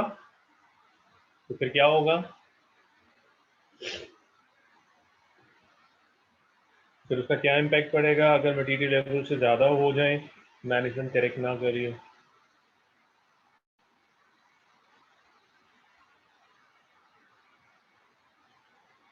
हाँ, हमें अपना ओपिनियन बड़ी टर्म यूज किया करें, मॉडिफाई करना पड़े। We may need to modify our opinion. बिल्कुल, सो क्वालिफाइड तो एक स्पेसिफिक टर्म है ना, हो सकता है एडवर्स भी हो, सो मॉडिफाई, यस। अच्छी वोकेबलरी, अच्छे ऑडिट के जार्गन के साथ जाएंगे एग्जाम में, लिखेंगे तो फिर ज़्यादा अच्छा मार्क्स आते, ज़्यादा अच्छे इंप्रेशन करते हैं। अच्छा, ये नोट कर लें, बस स्टैंडर्ड में यही लिखा हुआ। और ये मैं बात कर देता हूँ यहाँ पे, फैक्चुअल मिस स्टेटमेंट तो वो हैं जो हमने बाकायदा आइडेंटिफाई की, इनवॉइस पे 1 लाख लिखा है तो आपने 5 लाख की सेल बुक की है, ये सेल्स और रिसीवेबल 4 लाख से ओवर स्टेट होगी, तो फैक्चुअल मिस स्टेटमेंट है। क्लाइंट को हम बता सकते हैं देखें ये आपने गलत काम किया। कुछ मिस स्टेटमेंट्स हैं जजमेंटल, जिसमें जो मैनेजमेंट की जजमेंट है हम उनसे एग्री नहीं करते। मैनेजमेंट ने 3.25% वारंटी कॉस्ट की प्रोविजन की है, हम कहते हैं नहीं 3.25 ही होनी चाहिए, ये 3.25 होनी चाहिए। तो वो जो 3.25 और 3.25 का डिफरेंस है उसको भी हम कैलकुलेट करेंगे। और ये कोई फैक्चुअल मिस स्टेटमेंट नहीं है, ये वो जजमेंटल मिस स्टेटमेंट है। जजमेंट की हमारे हिसाब से डिप्शन रेट 15 होना चाहिए, मैनेजमेंट ने जो है वो 5% की है, 10% का डिफरेंस है, ये जजमेंट का डिफरेंस है, ये भी मिस स्टेटमेंट है। और तीसरी मिस स्टेटमेंट होती हैं प्रोजेक्टिव। परसेंट 100 के सैंपल में से अगर हमने 10 सैंपल टेस्ट की और 10 में से 2 गलत हैं, 10 में से 2 गलत हैं, तो जो 2 निकले हैं ये तो फैक्चुअल हैं, लेकिन इन आउट ऑफ 10 जो 2 गलत हैं, जब आप इसको 100 पे प्रोजेक्ट करेंगे तो वो तो 20 गलत होंगे, तो 2 फैक्चुअल हैं और 18 आपके प्रोजेक्टेड हैं। क्लाइंट कहेगा मुझे दिखाएं मैंने कहा 20 जगह गलतियां की हैं, आप 2 जगह तो दिखा देंगे फैक्चुअल, वो कहेगा बाकी 18 बताएं। मैं कहूँगा वो मुझे नहीं पता, ये तो मैंने प्रोजेक्ट किया है, मैंने तो 10 चीज़ें, आप कहते हैं तो मैं 100 की 100 चीज़ें चेक करता हूँ, फिर ऑडिट टाइम भी ज़्यादा लगेगा, कॉस्ट भी ज़्यादा लगेगी, मैंने तो अपने सैंपल की बेस के ऊपर किया। तो वो जो आप प्रोजेक्ट करके 20 माइनस टू 18 जो है, 18 is your projected miss statement, वो भी मिस स्टेटमेंट। तो ये सारी इकट्ठी करके और पिछले साल की इसी तरह जो मिस स्टेटमेंट जो क्लाइंट ने करेक्ट नहीं की, कैरी ओवर करेंगे और वो मिला के फिर हम मैनेजमेंट के सामने रखेंगे, हाँ बताएं जनाब ये मिस स्टेटमेंट है। मैनेजमेंट उनमें से जितनी ठीक कर देती है वेल एंड गुड, जितनी नहीं करती वो फिर मटीरियल लेवल से नीचे होना चाहिए, वरना फिर हम उन्हें कहेंगे कि आप ये नहीं करेक्ट करे तो आपकी फाइनेंशियल स्टेटमेंट की जो ओपिनियन है फिर हमें वो मॉडिफाई करना पड़ेगा। चलें जी, आए 450 में कुछ मार्किंग कर लेते हैं जी।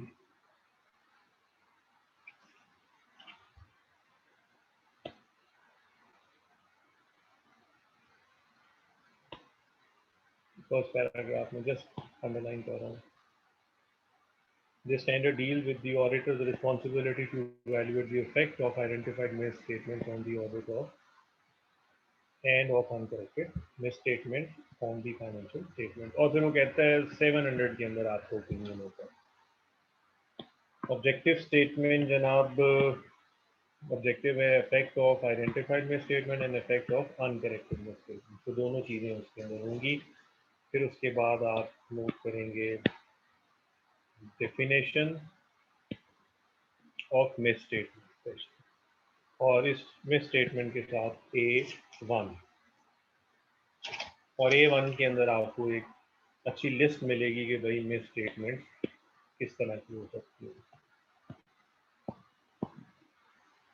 जरूर देखिएगा।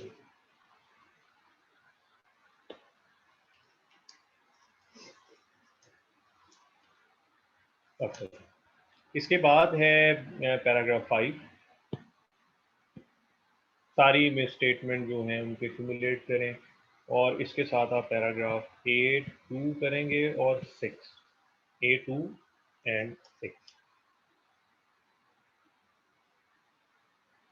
मैं अगर आना चाहूँगा A2 में, एक टर्म यूज होती है मिस स्टेटमेंट्स के कॉन्टेक्स्ट में, क्लियरली ट्रिवियल।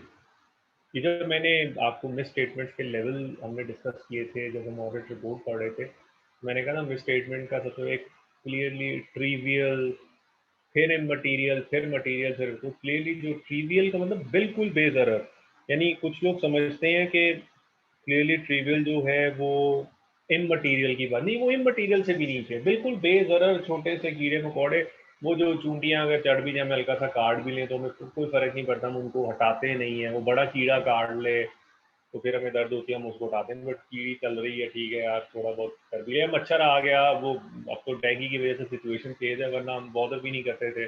मच्छर आया, काट भी ले, देख भी रहे होते थे कि वो काट रहे था। ये ट्रिवियल है, ये वो मिस स्टेटमेंट हैं जिनके बारे में हम बॉदर भी नहीं करते। ये वो समझ लें जो परफॉर्मेंस मेच्योरिटी लेवल से भी नीचे होती है। और मैंने कहा A6 में आपको वो जो मैंने 3 तरह की मिस स्टेटमेंट आपको नोट्स में दी है, वो जो फैक्चुअल मिस स्टेटमेंट होती हैं, जजमेंटल होती हैं और प्रोजेक्टेड होती हैं। प्रोजेक्टेड में ये 530 की बात है, वो ये कह रहा है कि बस आप उसको सिमुलेट करें।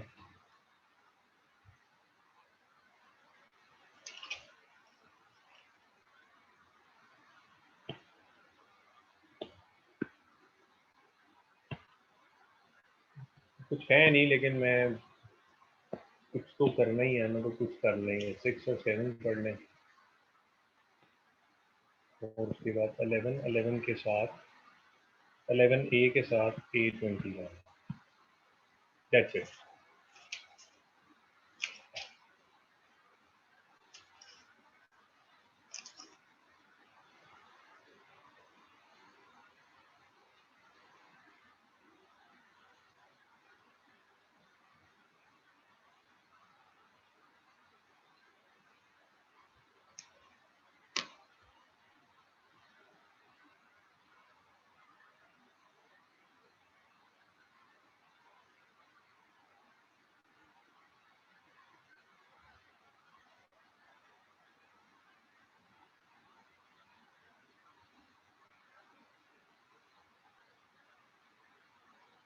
चलें, बस ये 450 में यही था, कोई खास चीज़ नहीं।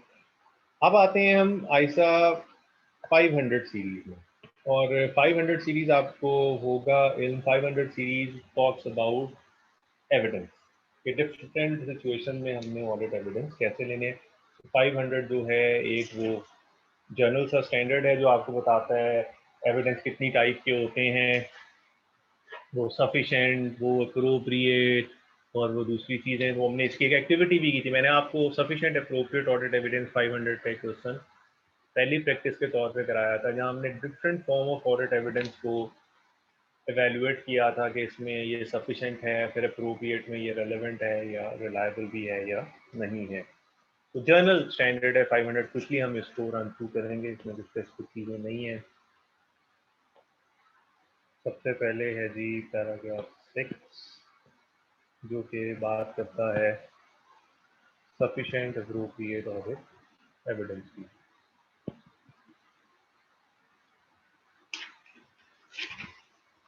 तो हमने ऑडिट इसके साथ मार्क करें A10+, मैंने लिखा है A10+। मैं बताता हूँ A10+ का क्या मतलब है।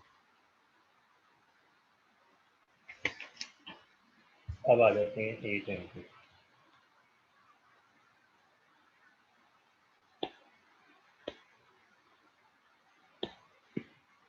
ये देखें जी, सबसे पहले ऑडिट प्रोसीजर हम बड़ी दफ़ा बात करते रहे हैं कि 3 तरह के होते हैं, एक रिस्क असेसमेंट, एक further audit procedure, test of control है, फिर सब्सटेंटिव है। एक यहाँ लिखा नहीं है, जरूरत नहीं थी, वैसे हमने ISA 300 में पढ़ा था अदर ऑडिट प्रोसीजर, जो तीसरी टाइप है वो अदर ऑडिट प्रोसीजर। ये वो प्रोसीजर होते हैं जो एज पर आईसाज हमें लगाने होते हैं डिफरेंट टाइम में। गोइंग कंसर्न में रिटन रिप्रेजेंटेशन लेनी है, सब्सिक्वेंट इवेंट में ये काम करना है, और फिर जो सब्सटेंटिव प्रोसीजर है, फिर आपको पता है ये भी फिर फर्दर दो तरह के होते हैं, substantive analytical procedure and test of details of transactions and balances.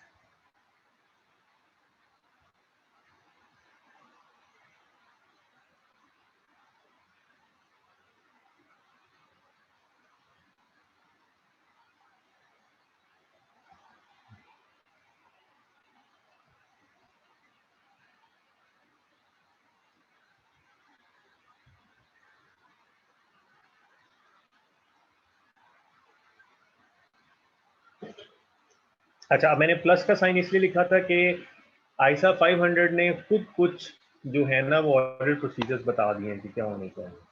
कोई चीज़ अंडरलाइन नहीं करनी, जस्ट मैं सिर्फ वो हाईलाइट कर रहा हूँ कि जो आईसा 5 हमें ऑडिट के अंदर इंस्पेक्शन करनी होती है, हमें ऑडिट के अंदर ऑब्जर्व करनी होती हैं चीज़ें, ये वो प्रोसीजर हैं जो स्टैंडर्ड ने खुद लिखी है। हमें ऑडिट के अंदर एक्सटर्नल कंफर्मेशन लेने होते हैं, हमें ऑडिट में रिकैलकुलेशन करनी होती हैं, हमें ऑडिट के अंदर री परफॉर्मेंस करनी चाहिए। Reperformance usually test of controls के लिए यूज होता है।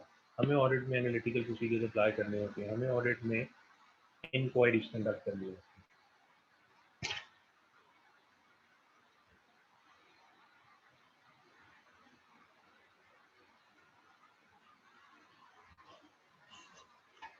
तो ये कुछ प्रोसीजर्स हैं जो यहाँ पे खुद से लिखे हैं।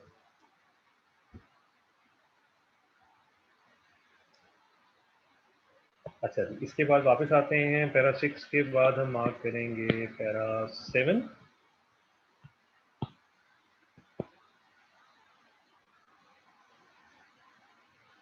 के प्रोसीजर रेलेवेंट भी होना चाहिए, रिलायबल भी होना चाहिए।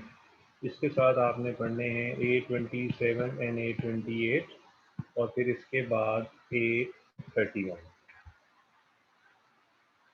A27, 28 और फिर A31। यहाँ पे आपको पता चलेगा जो रेलेवेंट के लिए एग्जाम्पल्स हैं और रिलायबिलिटी के लिए। तो रेलेवेंट और रिलायबिलिटी के लिए पीछे आपको एग्जाम्पल्स मिलेंगी इसके अंदर, वो आपने खुद से पढ़नी है कि रेलेवेंट क्या होता है और ऑडिट क्या होता है।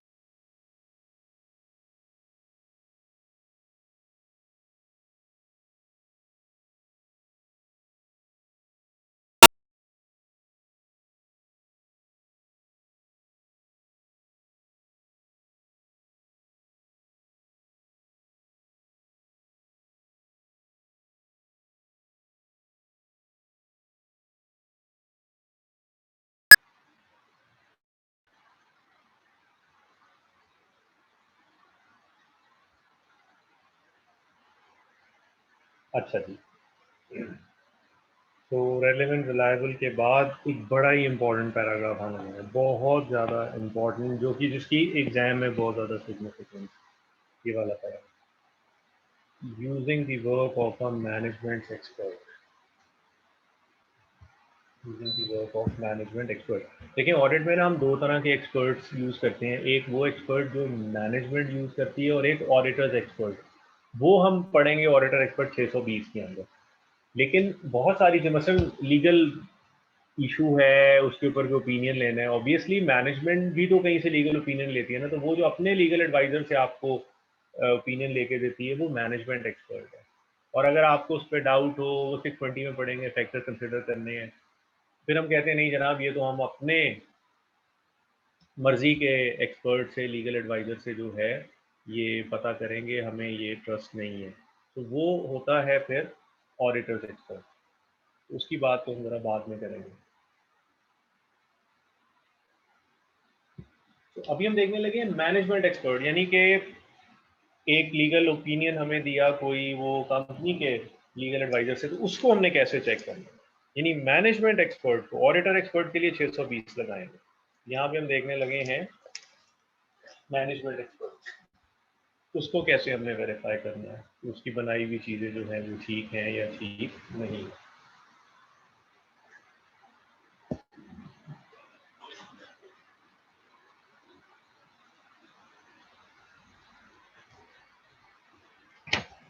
अच्छा जी, ये पैराग्राफ बड़ा इंपॉर्टेंट है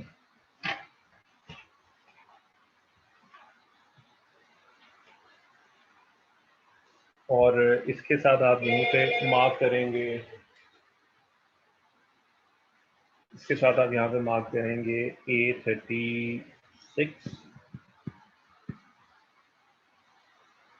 बल्कि सॉरी ये हो जाएगा A37 की भी।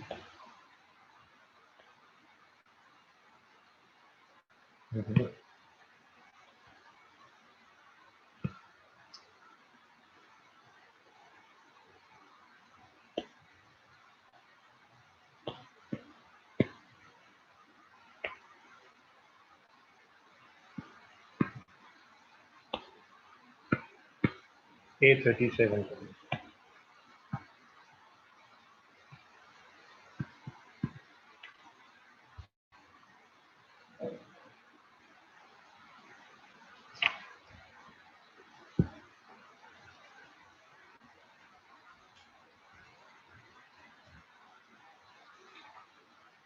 अच्छा जी। और इसमें मैं आपको वैसे बता दूं कि एक मैंने एक निमोनिक बनाया कि मैनेजमेंट एक्सपर्ट के काम को हमने कैसे रिव्यू करना है। आसान है, एक निमोनिक जरा आपको याद रहेगा। वैसे ही पैराग्राफ तो होगा एग्जाम में, और आप देखेंगे बहुत सारे पास पेपर के क्वेश्चन में ये हम अप्लाई कर देते हैं कि मैनेजमेंट एक्सपर्ट ने कोई चीज़ बना के दी है। सपोज बिफोर टैक्स की कैलकुलेशन मैनेजमेंट ने अपने टैक्स एडवाइजर से करके दी है, तो आप कैसे चेक करेंगे। मैनेजमेंट ने वो जो रिटायरमेंट बेनिफिट की जो है वो एक्चुअरी से रिपोर्ट बना के दी है, तो उसको आप कैसे चेक करेंगे। मैनेजमेंट ने अपने फाइनेंशियल इंस्टीट्यूट डेरिवेटिव्स हैं उनकी कोई फेयर वैल्यू डिटर्मिन कराई है, तो कैसे चेक करेंगे। तो ये एक जेनेरिक सा पैराग्राफ है जो मुख्तलिफ स्पेसिफिक सिचुएशंस के अंदर भी अप्लाई हो सकता है। तो इसका एक निमोनिक सा मैंने बनाया अपने लिए, प्रैक्टिकल पर्पस ले जाते हैं क्रो। और ये दो चोंचों वाला क्रो है, तो सी स्क्वायर क्रो की दो चोंचे हैं, सी स्क्वायर। इसमें है कि हमें वो जो मैनेजमेंट एक्सपर्ट है उसकी कॉम्पिटेंस चेक करनी है, उसकी कैपेबिलिटी और उसकी कितनी वो इंडिपेंडेंस है, कितना वो मैनेजमेंट के अंडर। जाहिर है पॉइंट में मैनेजमेंट ने किए, पैसे दिए, तो इन्फ्लुएंस तो होगा, बट वो फिर भी उसकी अपनी प्रोफेशनल इंटेग्रिटी और इंडिपेंडेंस कितनी है। और इसके साथ आप A38 भी, A39 भी मान कि वहाँ अंदर फर्दर पॉइंट्स हैं कि आप ये उसकी कॉम्पिटेंस, कैपेबिलिटी, ऑब्जेक्टिविटी चेक करने के लिए क्या करेंगे। फिर उसके बाद आप करेंगे obtain the understanding of the work of that expert, कि वो उसने काम कैसा किया। और फिर उसके बाद है evaluate the appropriateness of experts work. इस वर्क को मैं कह देता हूँ उसकी जो रिपोर्ट उसने बना के दी है, R stands for expert work, for as audit evidence for relevant assertion।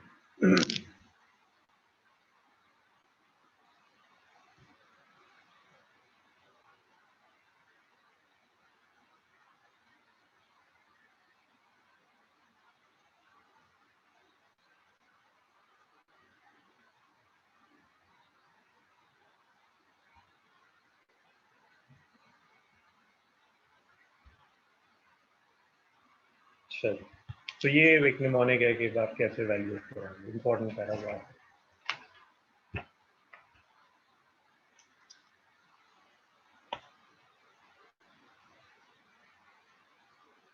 Paragraph 9, कोई इन्फॉर्मेशन अगर हमें एंटिटी बना के देती है तो उसको कैसे चेक करेंगे, उसकी एक्यूरेसी, कंप्लीटनेस और वो सफिशिएंटली प्रिसाइज एंड डिटेल्ड है या नहीं। फिर नेक्स्ट है पैराग्राफ 10 कि आप आइटम्स को सेलेक्ट कैसे करेंगे। अच्छा, इसके साथ आपने मार्क करना है A53, मैं आपको बताता हूँ,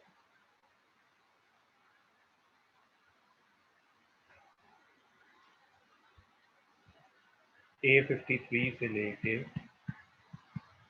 लेके A57 अप टू A57। कि आपने किसी भी आइटम को टेस्ट करना है, चाहे वो टेस्ट ऑफ कंट्रोल के लिए है, सब्सटेंटिव प्रोसीजर्स के लिए है, तो आइटम आप सेलेक्ट कैसे करेंगे, तो ये डिटेल में आप।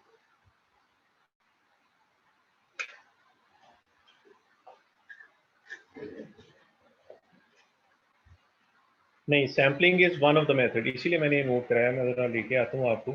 सैम्पलिंग तो एक तरीका है, A53 में दिखाऊंगा आपको। यहाँ से फिर सैम्पलिंग का टॉपिक निकलता है।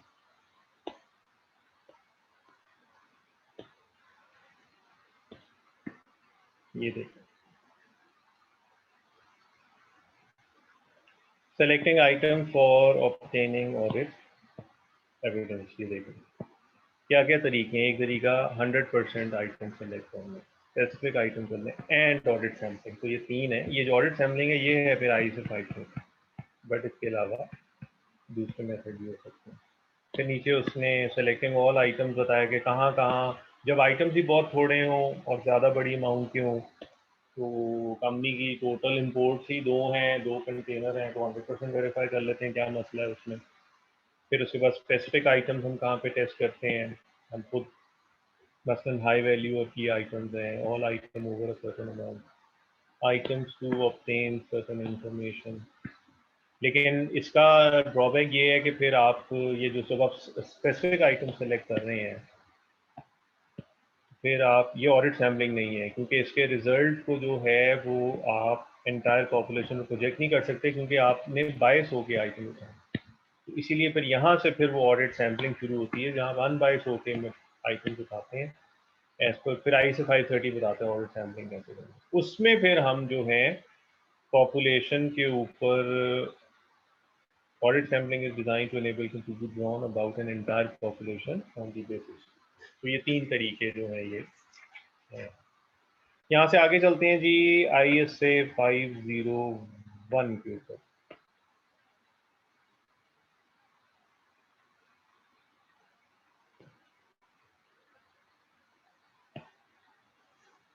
500 के नेक्स्ट जो आगे स्टैंडर्ड शुरू होता है वो 501 है, और ये बेसिकली 500 की जो ऑडिट एविडेंस वाला स्टैंडर्ड था उसको सेलेक्टेड आइटम्स के ऊपर अप्लाई करके दिखा रहे हैं। यानी आप समझे 501 is the practical demonstration of ISA 500 for some items, for some items.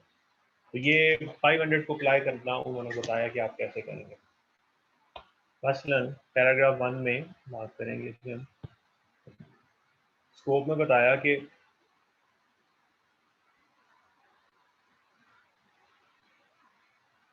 certain aspects of inventory,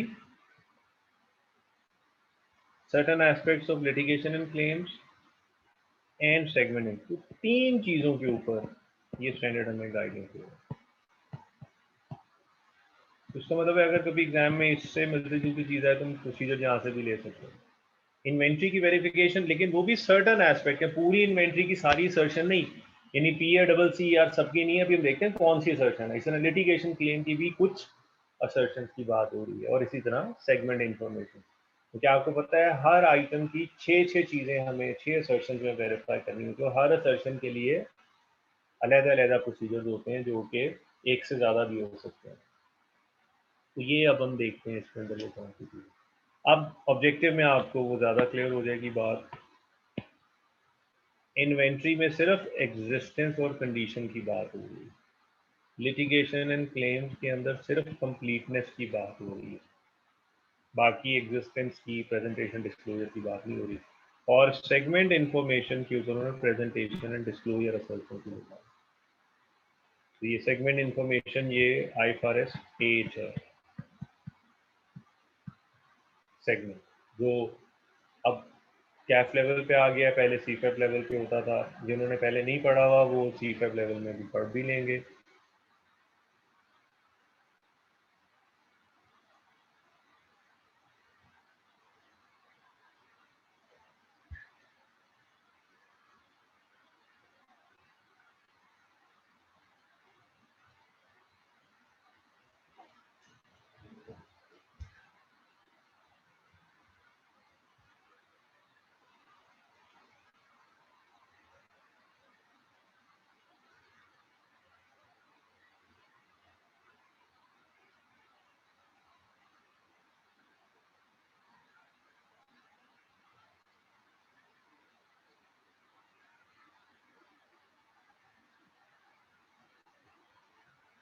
अच्छा जी, स्पेसिफिक आइटम्स का मतलब है कि इन्वेंट्री की कंप्लीट वेरिफिकेशन के प्रोसीजर नहीं दिए जा रहे, सिर्फ इन्वेंट्री की एग्जिस्टेंस के लिए प्रोसीजर दिए जा रहे हैं, वन ऑफ द 6 असर्शन। इसी तरह लिटिगेशन क्लेम्स की सिर्फ कंप्लीटनेस के प्रोसीजर यहाँ पे हैं, बाकी प्रेजेंटेशन, एक्यूरेसी, अकरेंस या एग्जिस्टेंस की बात नहीं हो रही। और सेगमेंट इन्फॉर्मेशन के सिर्फ प्रेजेंटेशन एंड डिस्प्ले। तो बेसिकली एग्जिस्टेंस, कंप्लीटनेस, तो उन्होंने एक एक चीज को पकड़ के यहाँ पे डेमोन्स्ट्रेशन की। लेकिन जनाब सबसे पहले है इन्वेंटरी, और इन्वेंट्री के अंदर उन्होंने वो एग्जिस्टेंस और कंडीशन के लिए वो सारा जो आप कैफ लेवल में इन्वेंट्री के अटेंड करना है, इन्वेंट्री काउंट को अटेंड कर, पहले सारा बताया अटेंडेंस है, फिजिकल इन्वेंट्री काउंट करना है, वो जो before counting, during count, after count, वो सारा कुछ यहाँ पे लिखा हुआ है। तो ये पैराग्राफ 4 एक दफ़ा पढ़ लें, आपको आती है चीज़, इसमें कोई ऐसी चीज़ नहीं है। तो कैफ लेवल पे याद होगा इन्वेंट्री का चैप्टर था पूरा, कि बिफोर काउंट क्या करना है, ड्यूरिंग काउंट क्या करना है, और आफ्टर काउंट क्या करना है। तो कुछ चीज़ें एक दफ़ा बस पढ़ लें। ये इस लेवल के, यहाँ पे ये बच्चों का लेवल है, बच्चों वाला लेवल है। ये आपसे यहाँ अटेंडेंस और इन्वेंट्री काउंट पे क्या करना है पहले, वो नहीं पूछता है यहाँ पे, लेकिन फिर भी चलें, पढ़ने में कोई हर्ज नहीं, एक दफ़ा ये चीज़ें आप नोट कर लें।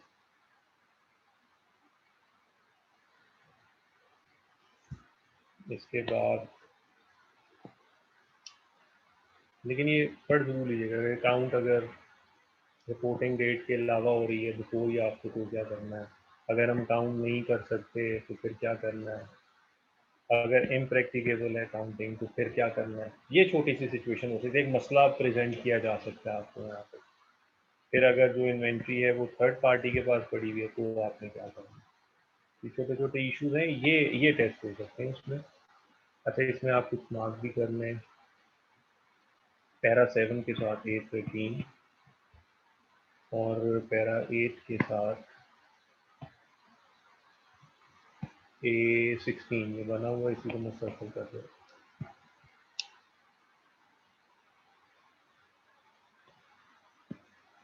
फिर इसी तरह लिटिगेशन एंड क्लेम्स की बात हो रही है, और इसकी कंप्लीटनेस के प्रोसीजर यहाँ पे गिवन है। पैरा 9, पैरा 10, जिसमें फिर सीक डायरेक्ट कम्युनिकेशन है, और इसमें दो पैराग्राफ देख लीजिएगा, A23 से लेके A24,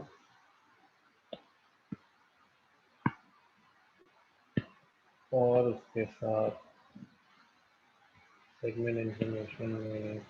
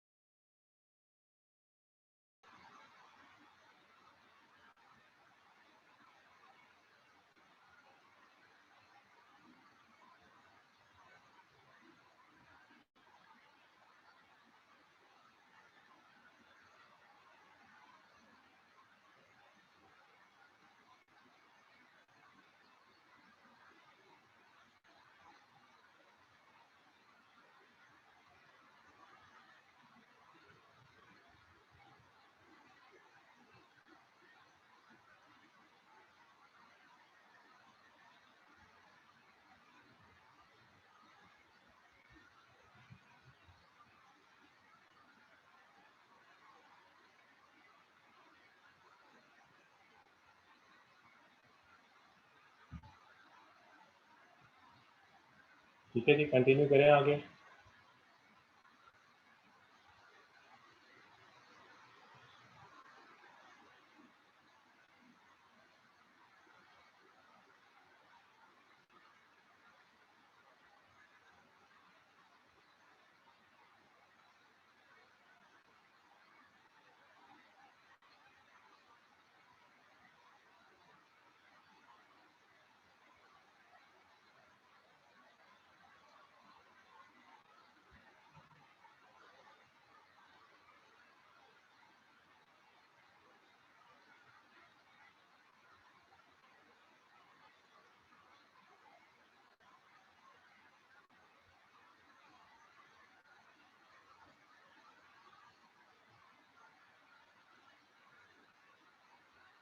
अच्छा जी, तो 501 के बाद अब चलते हैं 505।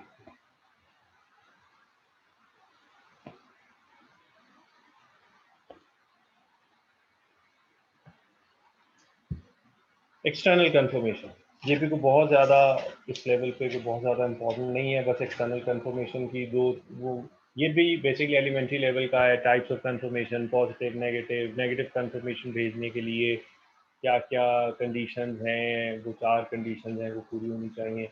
मैं बस इम्पोर्टेंट चीज़ें मार्क करते आ देता हूँ, एक दफ़ा आप इसको देख लेंगे, इसमें और कोई ज़्यादा टाइम लगाने की जरूरत नहीं है।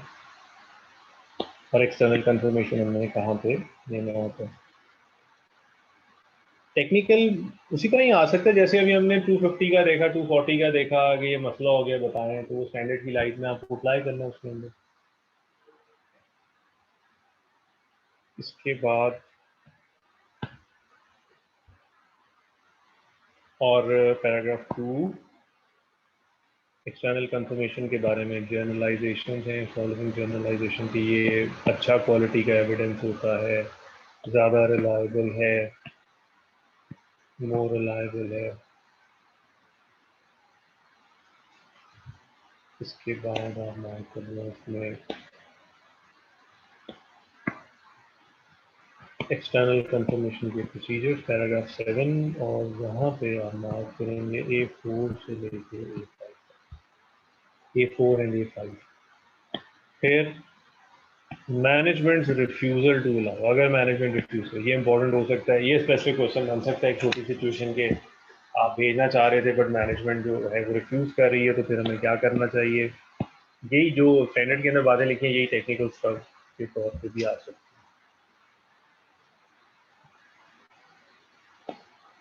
और फिर A9 एंड A10 भी हो सकता है। पैराग्राफ 9,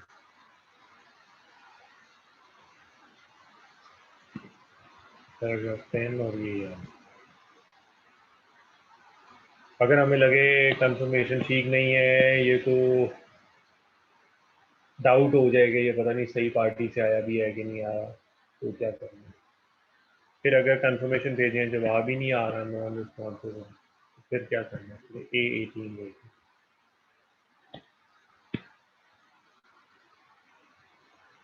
फिर इसके बाद एक्सेप्शन हैं। आपने कंफर्मेशन भेजा किसी अमाउंट का, अमाउंट डिफर कर रही है, तो क्या करना है। देन नेगेटिव कंफर्मेशन, और उसके लिए ये 4 कंडीशंस का होना ज़रूरी। अनलेस, तो नेगेटिव नहीं भेजेंगे अनलेस ये 4 चीज़ें मौजूद हैं, वरना पॉजिटिव ही हम भेजते हैं। आपका भी प्रैक्टिकल एक्सपीरियंस ये तो पॉजिटिव बट नेगेटिव भी भेजा जा सकता है जहाँ पे ये 4 कंडीशंस मीट हो रही है। पैरा 16 और उसके साथ A24।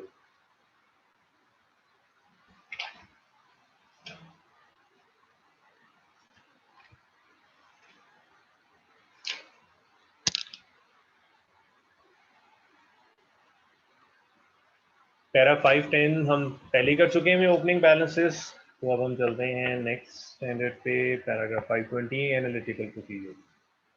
इसमें भी बहुत ज़्यादा टाइम नहीं लगाना जर्नल, क्योंकि ये एनालिटिकल प्रोसीजर्स कितनी टाइप के होते हैं, रेशोज हैं, ट्रेंड्स हैं, तो वो हम देखेंगे। इसमें भी सिर्फ हम मार्किंग करते हैं,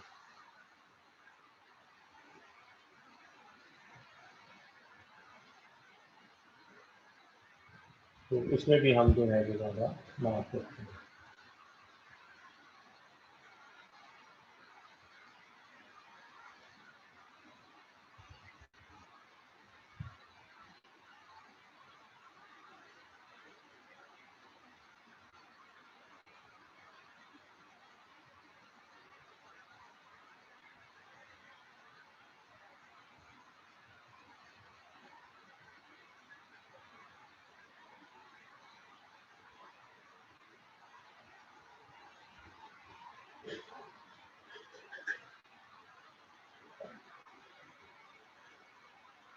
हाँ, बस जो मैं मार्क करा रहा हूँ बस यही करना है।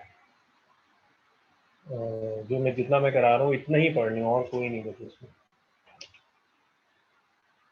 एनालिटिकल प्रोसीजर जी 520,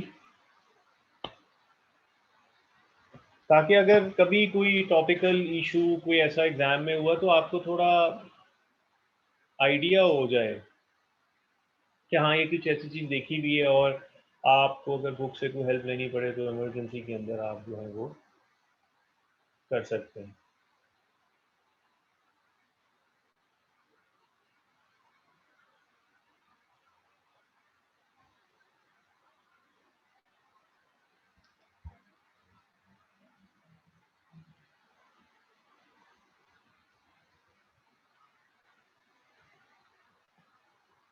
अच्छा जी,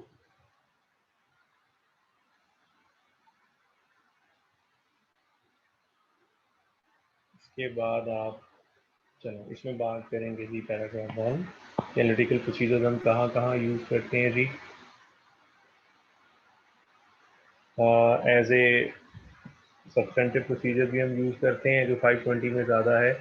हम एनालिटिकल प्रोसीजर्स को as a risk assessment procedure भी यूज़ करते हैं, वो 315 के अंदर डिस्कस होता है एज ए रिस्क असेसमेंट। तो यहाँ बेसिकली हम एज ए सब्सटेंटिव प्रोसीजर जो है वो यूज़ करने की बात कर रहे हैं। एनालिटिकल प्रोसीजर की डेफिनेशन, एनालिटिकल प्रोसीजर में क्या क्या चीज़ें शामिल होती हैं ये देख लें एक दफ़ा।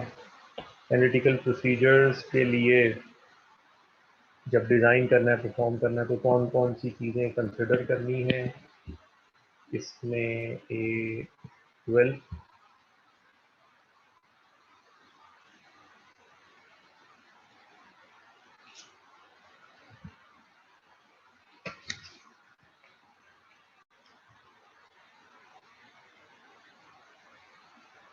तो एक में ये भी कर लेना डेफिनेशन के साथ, सेट कंप्लीट हो जाएगा। एनालिटिकल प्रोसीजर की एग्जांपल्स की गिवन है A1 एंड A2। नहीं, ज़रूरी नहीं है पाउल, ये ज़रूरी नहीं है एज ए सब्सटेंटिव प्रोसीजर ये आपकी। और ये यूजुअली हम बहुत ज़्यादा करेंगे जहाँ रिस्क लो होता है। अगर रिस्क हाई हो तो फिर एनालिटिकल प्रोसीजर नहीं, फिर डिटेल टेस्टिंग। जहाँ रिस्क लो हो वहाँ पे हम ये एनालिटिकल प्रोसीजर पे ज़रा ज़्यादा जोर रख लेते हैं।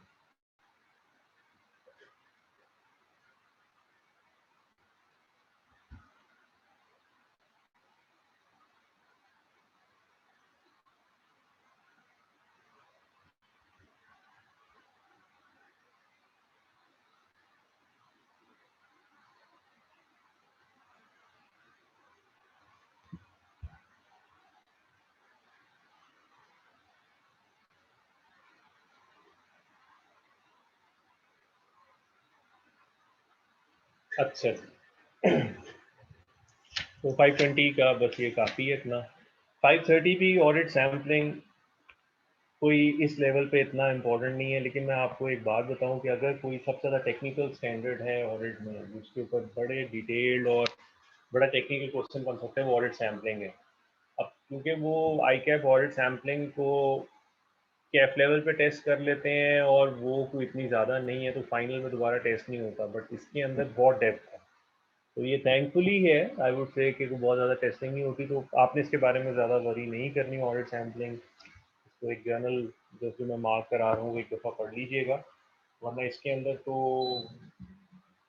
स्टैट्स भी इन्वॉल्व है इसमें, सैम्पल्स बनाने और 5% टॉलरेबल एरर के साथ आपके सैंपल साइज क्या होगा, यानी इसमें न्यूमेरिकल्स बन सकते हैं बाकायदा तौर पर। ये बड़ा टेक्निकल स्टैंडर्ड है 530 एक्चुअली में।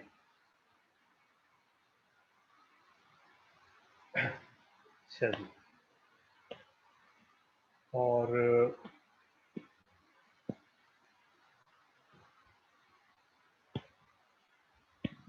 कुछ डेफिनेशन, ऑडिट सैम्पलिंग की डेफिनेशन कि ऑडिट सैम्पलिंग के लिए क्या लवाजमात होने चाहिए। तो मैंने ऐसे याद रखा है कि LCD, ये 3 चीज़ें होंगी तो वो ऑडिट सैम्पलिंग है, वरना वो स्पेसिफिक सैम्पलिंग है।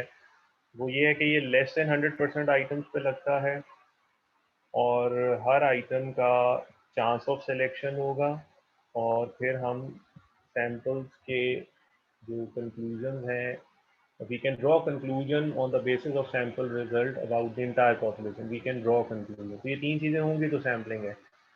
तो अगर वो 3 चीज़ें नहीं है तो फिर वो सैम्पलिंग नहीं, या वो 100% आइटम है या वो स्पेसिफिक आइटम। बाकी definition,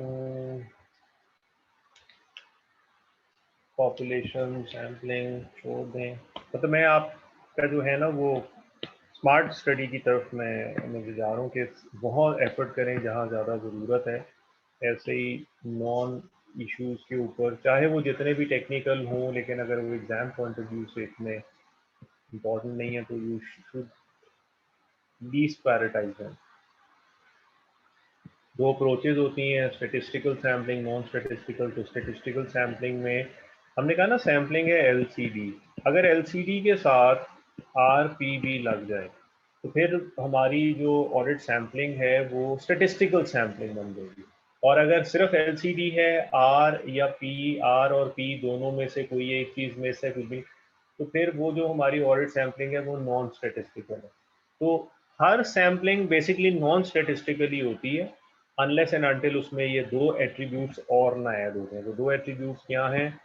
random selection of sample हो जाए, और अगर हमारी सैम्पलिंग अप्रोच के अंदर हम प्रोबेबिलिटी थ्योरी, वो स्टैट्स वाली यूज कर लें, प्रोबेबिलिटी थ्योरी जो आप स्टैट्स में करते हैं, तो फिर जो है वो बन गया।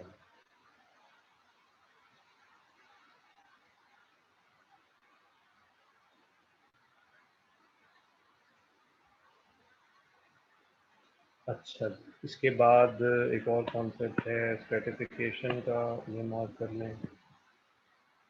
Tolerable misstatement, tolerable rate of deviation, छोटा सा स्टैंडर्ड है आगे, लेकिन कुछ मार्क कर लेते हैं। सैंपल बनाने के लिए क्या क्या कंसिडर करनी चाहिए आपको, नंबर 6, और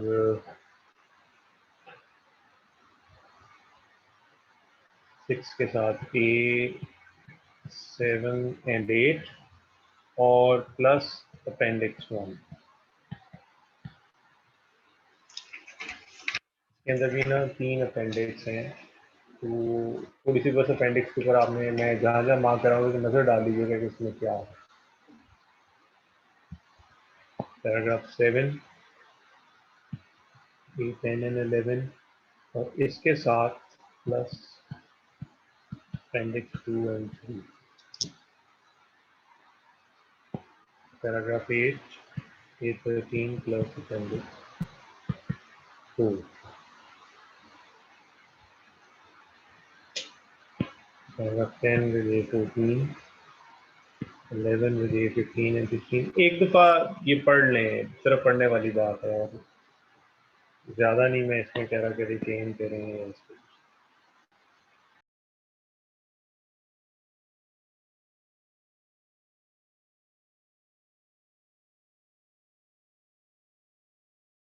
और फिर फाइनली पैरा 15,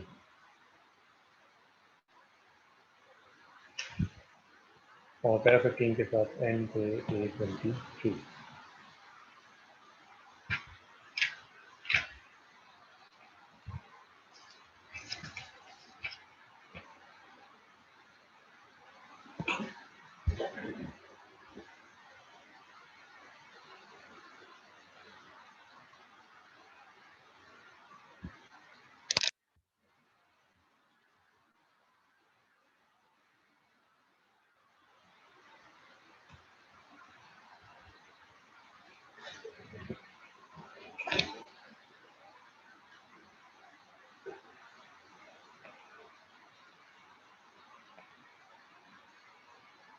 540 जो है वो LMS पे अपलोड नहीं हुआ है। अगर ये नोट्स हो गए तो उसमें ये भी हो गया होगा A से 540। और ये नया वाला लेटेस्ट है, ये अगर 2018 एडिशन है तो इस वन ऑफ दो स्टैंडर्ड जो कि चेंज हो गया है। एज यू कैन सी के ये 2018 एडिशन में है, उससे पहले नहीं था। अच्छा जी, 540, अब ये बड़ा इंपॉर्टेंट स्टैंडर्ड है। एक्चुअली आप तकरीबन हर एग्जाम में डायरेक्टली और इनडायरेक्टली आप एक्सपेक्ट कर सकते हैं आई से 540, और इसके बाद अभी हम आगे देखेंगे ये है एक international auditing practice note 1000, special consideration in auditing financial instrument. आपको कहीं ना कहीं किसी ना किसी हवाले से IAS से 540 एंड और IAPN 1000 में से कोई क्वेश्चन बन जाता है, छोटा 5 मार्क्स से लेके 10 मार्क्स तक। ये दोनों बड़े इंपॉर्टेंट। तो हम अब आखिर में जो टाइम है आज का वो सारा इसके ऊपर ही डेडिकेट करेंगे मोस्टली जो है। ऑफकोर्स आगे भी जाएंगे, देख लेते हैं 550 भी इंशाल्लाह।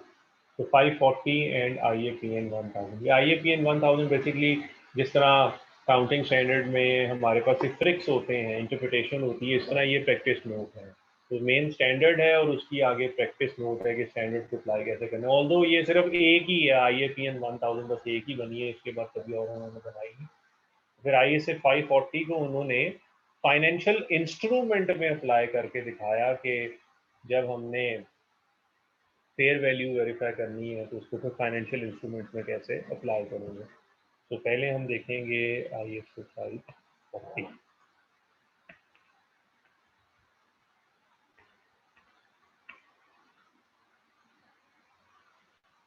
इसी बुक में है, ये वॉल्यूम ए के अंदर ये सब कुछ,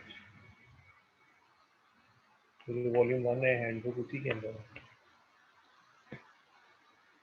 एंड है जहाँ पे ISA खत्म हो रहे हैं वहाँ पे जो है।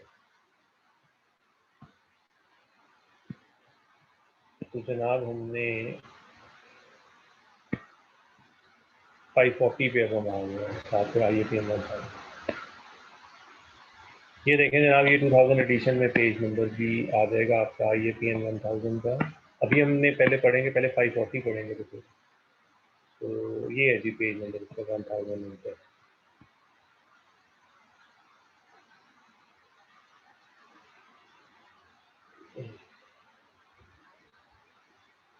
चलिए 540 देखते हैं।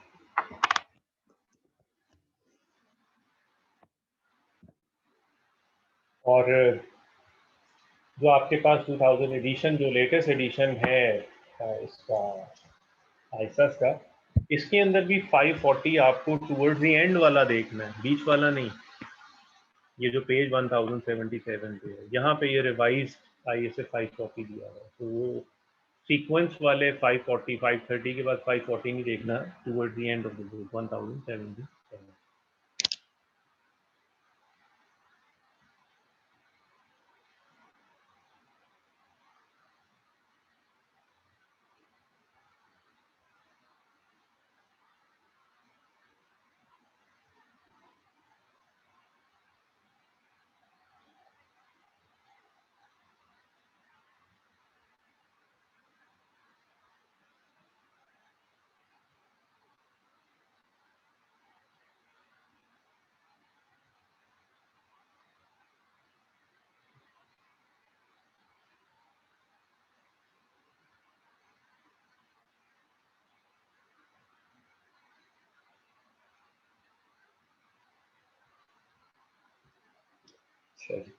तो आइए देखते हैं 540 में क्या है।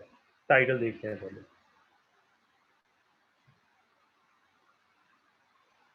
How to audit accounting estimates and related disclosure. तो आपको पता है फाइनेंशियल स्टेटमेंट्स में जो भी आइटम मैनेजमेंट लिखती है, उसकी जो अमाउंट है, या वो बेस कर रही होती है फैक्ट्स के ऊपर, या वो बेस कर रही होती है एस्टिमेट के ऊपर। और जो अमाउंट एस्टिमेट्स के ऊपर बेस कर रही होती है, जजमेंट के ऊपर बेस कर रही होती है, उसको सपोर्टेड मटेरियल या एविडेंस मुश्किल हो। जजमेंट है दूसरी चीज़ें, तो स्पेसिफिक गाइडेंस है कि वो जो डिफिकल्ट एरियाज हैं वो अमाउंट्स एंड डिस्क्लोजर जो कि बेस्ड अपॉन एस्टिमेट्स हैं। मसलन एस्टिमेट्स कहाँ यूज़ कर रहे हैं, जिन जिन स्टैंडर्ड में फेयर वैल्यू यूज़ हो रही है वो एस्टिमेट्स हैं। जहाँ जहाँ प्रोविजन, कंटीजेंसीज, कंटीजेंट लाइबिलिटी, ये सारे के सारे जो हैं ये एस्टिमेट्स, और it poses special problem for the auditor. तो ये 540 इस लेवल पे बहुत इंपॉर्टेंट स्टैंडर्ड है, और मैं आपको बताऊंगा इसमें इंपॉर्टेंट, ये बड़ा स्टैंडर्ड है। फिर IAPN भी बहुत बड़ी वो प्रैक्टिस नोट स्टेटमेंट, उसमें जो इंपॉर्टेंट चीज़ें हैं काम की जिससे हमारे क्वेश्चन सॉल्व होते हैं वो मैं आपको बताऊंगा। आइए जनाब 540, सबसे पहले हम बात करते हैं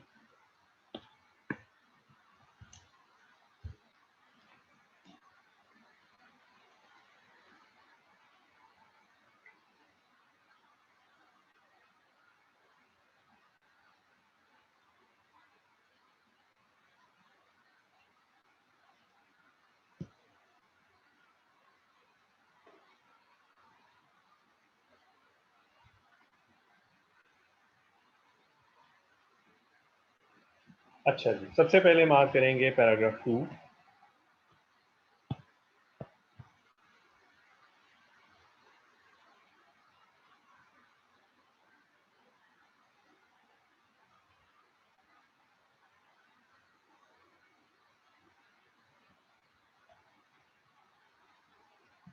और इसके साथ यहाँ पैरा A1 से लेके, नहीं, A1, 5 and 6 प्लस अपेंडिक्स 1।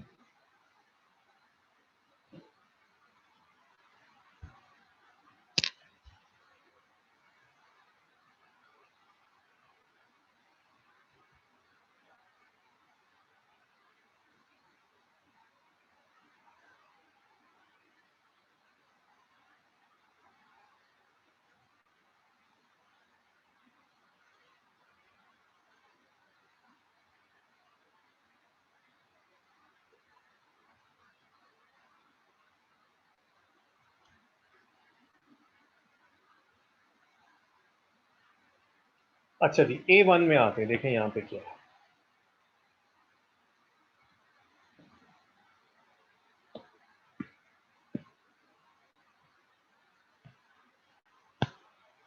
मैंने कहा था कहाँ कहाँ अकाउंटिंग एस्टिमेट्स यूज हो रहे हैं। A1 के अंदर पूरी लिस्ट दी गई है कि ये वो फाइनेंशियल स्टेटमेंट के एरियाज हैं जहाँ जहाँ मैनेजमेंट अमाउंट्स को एस्टिमेट करती है। इसका मतलब ये स्टैंडर्ड इन एरियाज में कहीं भी आपको यूज करना पड़ सकता है। कोई भी एरिया ये जहाँ लिखा है, इसकी वेरिफिकेशन आए, रिस्क असेसमेंट आए, तो ये पैराग्राफ अप्लाई होगा।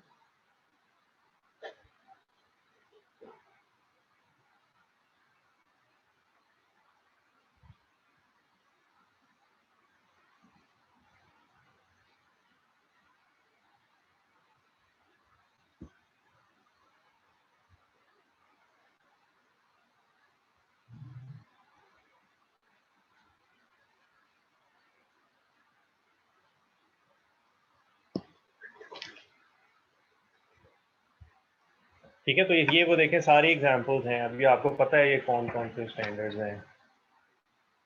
इन्वेंट्री ऑब्सोलेंस में, depreciation, valuation of infrastructure asset, financial instrument, pending, और यही वो एरिया हैं जो एग्जाम में आपको कहीं ना कहीं से टेस्ट होते थे। अब जिन लोगों ने पास पेपर के एग्जाम देखे हैं, एम्प्लॉय बेनिफिट को भी उसने टेस्ट किया हुआ है, शेयर बेस्ड पेमेंट को भी टेस्ट किया हुआ है उसमें। तो ये वो एरियाज हैं, ये C-PAP 1 लेवल वाले हैं जिसके ऊपर ये कहीं ना कहीं टेस्टिंग जरूर हो जाती है।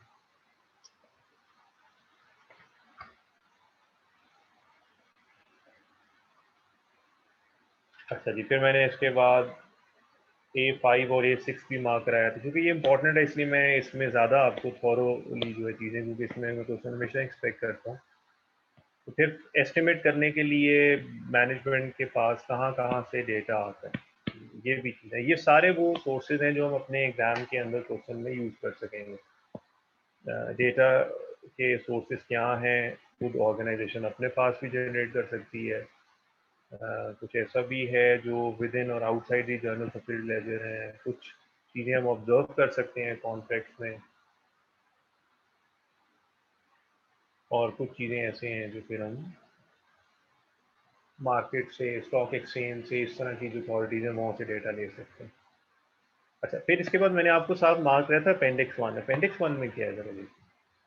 अब अपेंडिक्स 1 में हमें इस चीज़ का आंसर मिलता है कि अकाउंटिंग एस्टिमेट्स का ऑडिट करने में क्यों inherent risk high, why inherent risk is high. तो इनहेरेंट रिस्क फैक्टर जो हैं वो हाई होने की रीज़न क्या है, वो सारी चीज़ें यहाँ पे वो उसने डिस्कस की हैं। एक बार पढ़ना है आपने। मेजरमेंट बेसिस हैं, एस्टिमेशन अनसर्टेनिटी है, ये एरिया कॉम्प्लेक्स होता है।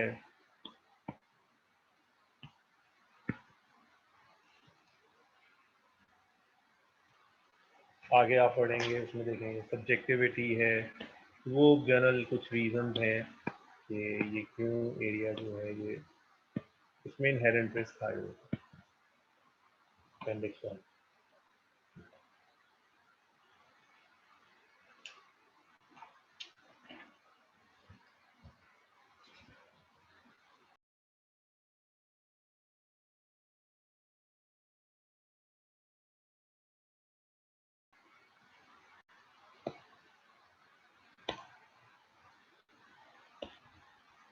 पैराग्राफ 12,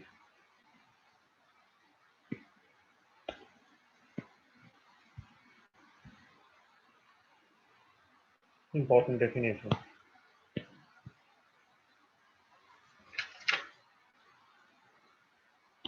जो कि फिर हमें यहाँ पे यूज करना है।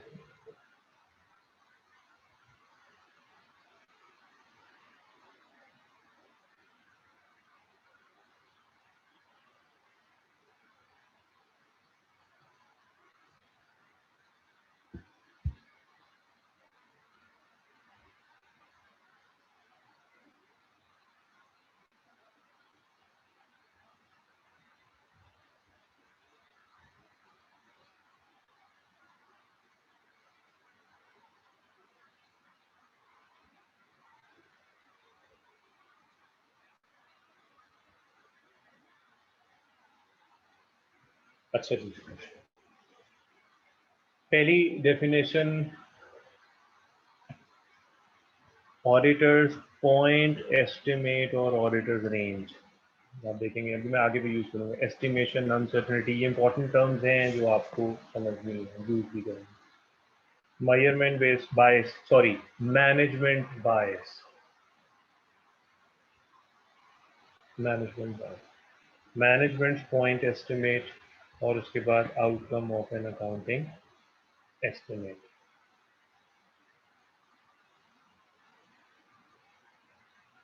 ये कहते हैं कि जो अकाउंटिंग एस्टिमेट्स है ना, इसमें मैनेजमेंट बायस का रिस्क बहुत ज़्यादा है। मैनेजमेंट बायस का मतलब ये है कि जहाँ 19-20 हो, मैनेजमेंट हमेशा एस्टिमेट इस तरह बनाने की कोशिश करेगी जहाँ पे उसको फ़ायदा हो, कम अमाउंट हो, क्योंकि मैनेजमेंट का बायस शामिल है कि वो एस्टिमेट अमाउंट को जो है लाइबिलिटी को कम करे, एसेट्स को ज़्यादा करे। तो हमें मैनेजमेंट बायस से केयरफुल रहना है।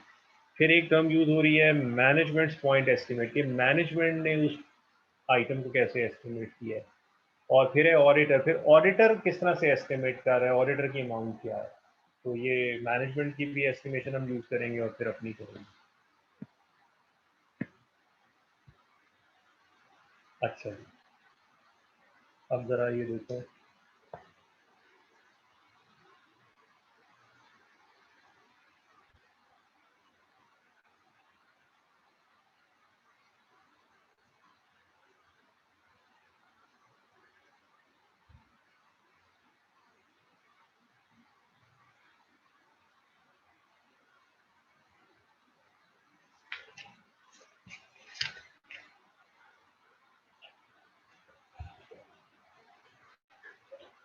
रिस्क असेसमेंट प्रोसीजर जनरल पहले बात करते हैं। कुछ ही पैरा 13 काफ़ी बड़ा है, लेकिन इसमें मैं खास का सीजन कर रहा हूँ। हमने एंटिटी, उसकी इन्वायरमेंट को समझना होता है। रिस्क असेसमेंट प्रोसीजर में 315 को आप जानते हैं। और तीसरी चीज़ होती है एंटिटी के इंटरनल कंट्रोल को समझना। अब है इंपॉर्टेंट चीज़ें, पैराग्राफ 3।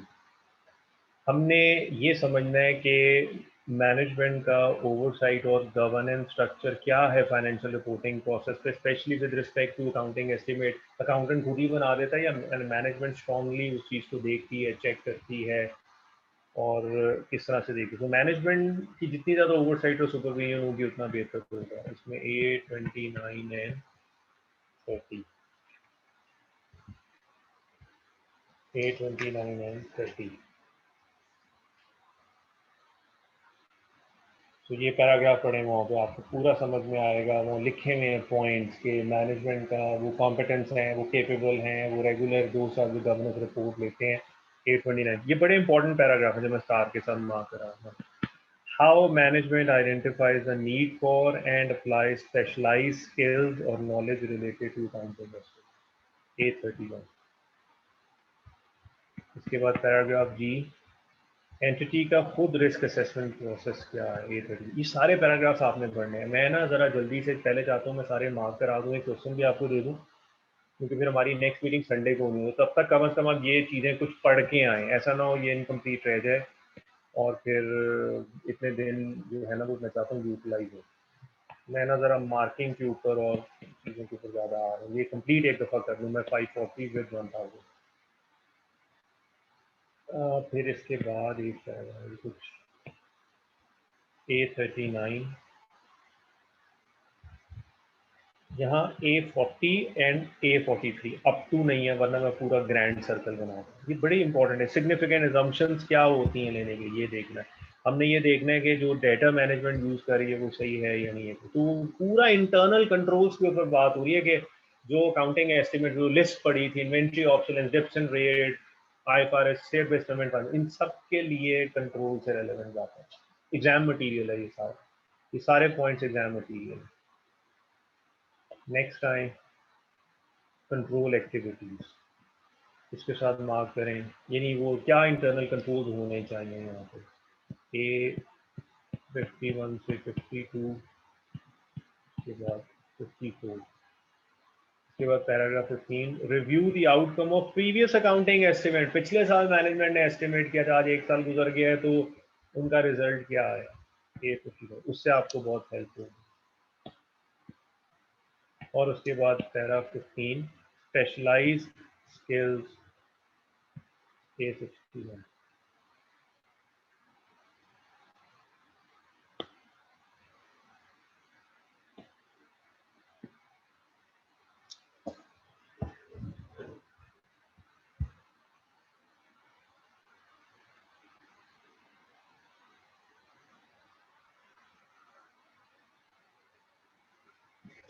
चलिए, सो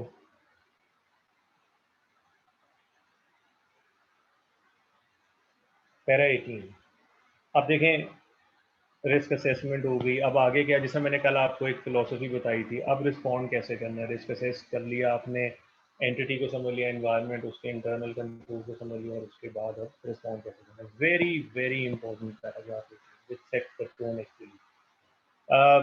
देखें कि ऑडिट में ना, यहाँ पे मैं आपको वो उसका एक ब्रीफ सा एक बता रहा हूँ। ये सपोज हम यहाँ पे ईयर एंड के ऊपर, ये मैंने कॉस्ट लगाया एक्स मार्क है, ये मैनेजमेंट ने कोई एक एस्टिमेट बनाया, कोई भी एस्टिमेट है, सपोज वो कोई फेयर वैल्यू डिटरमिन की अपनी लैंड की, बिल्डिंग की, सर्वेयर के साथ, या चलें ऐसे कहते हैं NRV, उन्होंने इन्वेंट्री की कैलकुलेट की, नेट रिलाइजेबल वैल्यू, और उन्होंने कहा जी ये है NRV। अब हमने चेक करना है कि मैनेजमेंट ने नेट रिलाइज, क्योंकि नेट रिलाइजेबल में एस्टिमेशन यूज होती है, estimated selling price, estimated cost to complete, estimated cost, तो हमने देखना है ये सही हुआ या नहीं हुआ। चलें एक और सिंपल एग्जांपल भी ले लेते हैं, सब एग्जांपल्स हैं।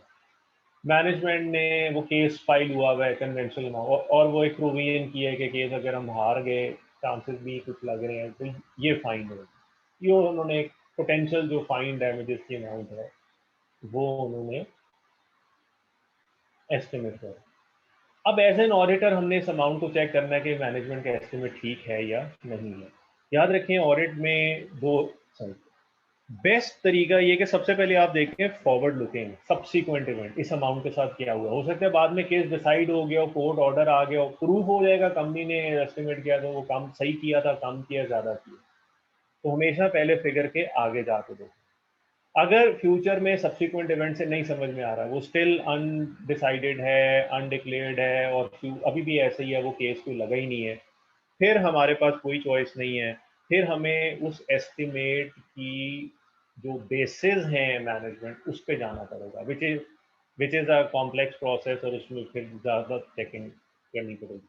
अगर सब्सिक्वेंट इवेंट से एक चीज़ प्रूफ हो जाती है तो हमें इतना डिग डाउन जाने की जरूरत नहीं। इलेक्ट्रिसिटी के बिल की अप्रूवल सही है कि नहीं, बड़ा सिंपल है। बजाय हम पूछे आपने कैसे एस्टिमेट किया, आप कितने यूनिट, भाई अगले मंथ का बिल आया हुआ है वो देख लें, पता चल जाएगा एस्टिमेट सही है कि नहीं। और यही यहाँ पे लिखा हुआ है, ये दो अप्रोचेज हैं। ये नंबर ए वाली अप्रोच ये है जो सीक्वेंस, सबसे पहले obtain audit evidence from events occurring up to the date of audit report, खत्म, फाइनल होगी चीज, पता चल जाएगी। अगर ना हो तो फिर हमें पीछे जाना पड़ेगा, then test how management made the accounting estimate, and then अगर वो भी समझना है, फिर ऑडिटर खुद अपना एस्टिमेट बनाए कि अगर मैंने इस इन्वेंट्री को, इस जो है केस लो को मैं एस्टिमेट करता, प्रूविंग मेरी क्या amount. Subsequent number one. Number two, management ने कैसे किया, नहीं समझ आ रही, नहीं, अब आप बनाए, आप बताएं आपकी नजर में क्या होगा। और वो ऑडिटर खुद भी बना सकता है, ऑडिटर अपने एक्सपर्ट को फिर एंगेज करेगा।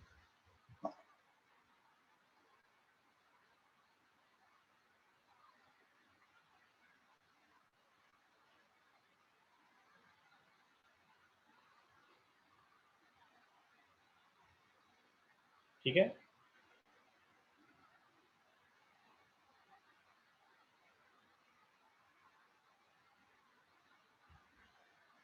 अच्छा जी, तो ये है वो मेन पैराग्राफ कि आपने किसी भी चीज़ को कैसे वेरीफाई करना है। इसके बाद आप मार्क करेंगे पैराग्राफ 19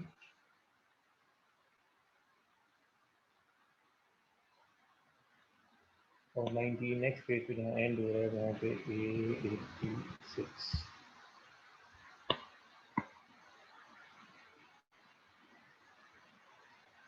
इसके बाद है पैरा 22, यानी अगर आप नहीं समझ लग रही तो आप ये टेस्ट करना है कि मैनेजमेंट ने कैसे एस्टिमेट बनाया, इसको कैसे टेस्ट करना।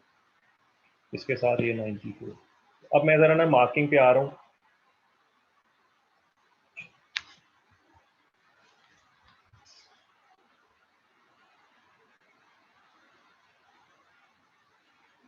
अब्दुल्ला ई कौन सा रह गया, वो पीछे रह गया लगता है, मुझे मैं मिस कर गया। अभी ज़रा कंटिन्यू कर लेते हैं प्लीज़, ताकि ये हो जाए, फिर नेक्स्ट क्लास में इंशाल्लाह इसको दोबारा टाइम देंगे, ठीक है। तो मार्क कर ले ताकि मिस ना हो जाए। आगे दिन काफ़ी हैं तो ये आपके अच्छे यूटिलाइज होने चाहिए। तो मुझे चलें, गुड गुड गुड। मुझे एक्सक्यूज कर दीजिएगा, मैं शायद नज़र नहीं डाल सका, मैं ज़रा कंटेंट पे ज़्यादा फोकस कर रहा था। अच्छा चलें, तो ज़रा ना मेरा ध्यान नहीं गया चैट बॉक्स पे। अच्छा जी, तो इसके बाद है पैरा 33 मेथड्स A97। फिर कॉम्प्लेक्स मॉडलिंग जहाँ पे यूज़ हो रही है, मैं अंडरलाइन कर रहा हूँ, तो उसमें A98 से 99 सिग्निफिकेंट एजम्पशंस की बात हो रही है। पैरा 24 खास तौर पे मैंने अंडरलाइन किया हुआ है, whether management intent to carry out specific A105। फिर कुछ डेटा की बात हो रही है पैरा 25 और इसके साथ है A108। फिर उसके बाद para 26 management selection of point estimate and related estimate, इसके साथ है A110। पैरा 27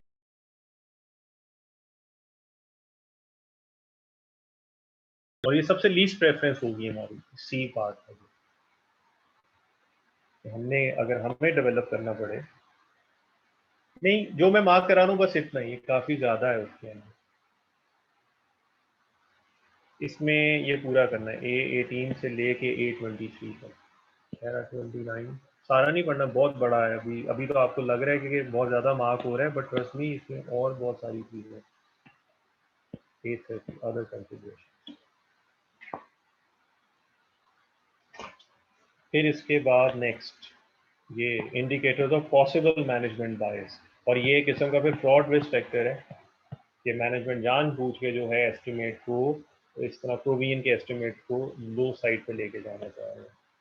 फिर यहाँ पे हमें रिटन रिप्रेजेंटेशन लाजमी लेनी है अकाउंटिंग एस्टिमेट्स में।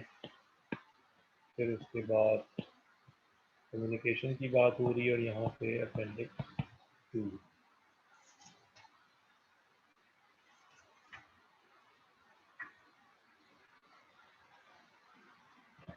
अच्छा जी, अब आते हैं IAPN 1000। वो इससे भी बड़ा डॉक्यूमेंट है, लेकिन उसमें बहुत थोड़े से चीज़ें हैं जो हमें मार्क करनी है। उसमें को बहुत ज़्यादा लंबा काम नहीं करना। फाइनेंशियल इंस्ट्रूमेंट्स में एप्लीकेशन है ISA 540 की, उसमें बहुत लंबा काम नहीं है, थोड़ी सी चीज़ें मार्क करनी है। वैसे वो बहुत लंबा है, काफ़ी बड़ा जो है वो प्रैक्टिस में होता है। मैं उसमें आपको बहुत सिर्फ काम की चीज़ें ही मार्क कर रहा हूँ, इससे भी कम, बहुत कम। अच्छा, सबसे पहले आ जाते हैं हम, इसका पैरा है 21।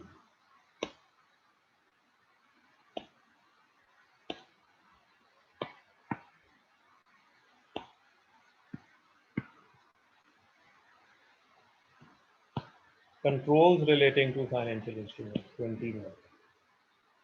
और इसमें आपने ये देखना है, ये कंट्रोल्स की बात हो रही है क्योंकि इसमें आपने ये ये सर्कल करना appendix. Examples of control that may exist in that deals in high volume of financial instrument.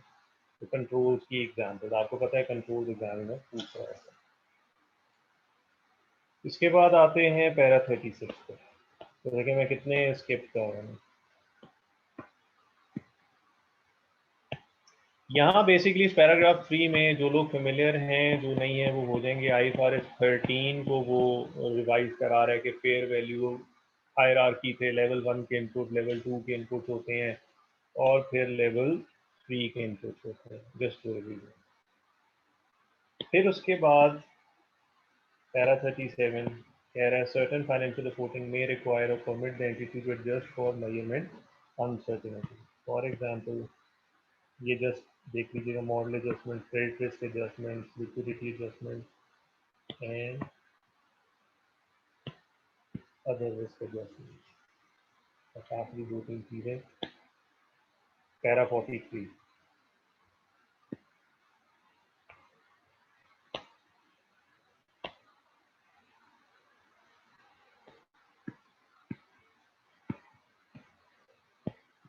Management valuation process. Management valuation process ये बड़ा इंपॉर्टेंट है कि मैनेजमेंट कौन सी टेक्निक यूज कर सकती है।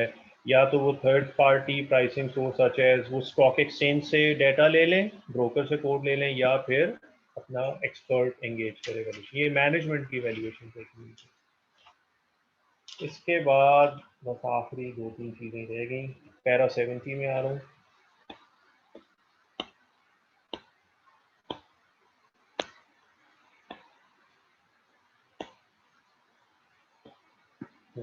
अब असल चीज में आ रहे हैं, audit consideration relating to financial instrument.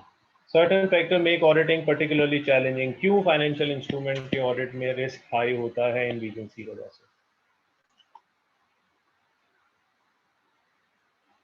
फिर उसके बाद पैरा 79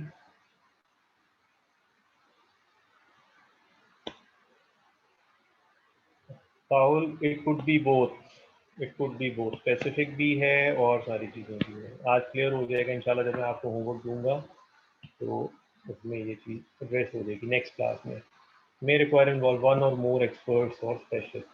So फाइनेंशियल इंस्ट्रूमेंट के केस में हमें कहाँ कहाँ एक्सपर्ट की किन किन एरियाज में जरूरत पड़ सकती है। फिर एक और पैराग्राफ बड़ा इंपॉर्टेंट है 83,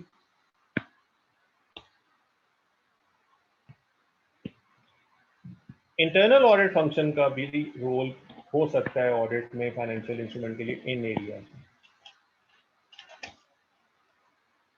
और इसके बाद आए पैरा 96, हाँ सब्सटेंटिव प्रोसीजर। ये आगे जनाब प्रोसीजर बताएं, सब्सटेंटिव प्रोसीजर कैसे डिजाइन करें, use of analytical procedures, non routine transaction, ये पैराग्राफ मार्क करें। Availability of evidence, procedure perform other area selection. फिर उसके बाद फॉर एग्जांपल, अब प्रोसीज पहले तो कंसिडरेशन बता रहा है प्रोसीजर डिजाइन करते हुए ये करें, अब आपको रियल एग्जांपल दे रहा है फाइनेंशियल इंस्ट्रूमेंट्स की वेरिफिकेशन के लिए प्रोसीजर लगाएं। तो फाइनेंशियल इंस्ट्रूमेंट से मिलते जुलते जहां जहां फेयर वैल्यूज हो रहे हैं वहां पे भी कमोबेश हम इसका यूज कर सकते हैं। इंपॉर्टेंट पैराग्राफ है। फिर हम डुअल पर्पस टेस्ट भी कर सकते हैं, जो कंट्रोल भी टेस्ट कर रहा हो और वो सब्सटेंटिव प्रोसीजर के तौर पे भी काम करेगा। Para 104, procedure that may provide or to support the completeness, accuracy and existence assertion। देखिए कितने इंपॉर्टेंट प्रोसीजर है इन असर्शन के लिए फाइनेंशियल में, पूरी लिस्ट स्टैंडर्ड ने खुद दी हुई है आपको।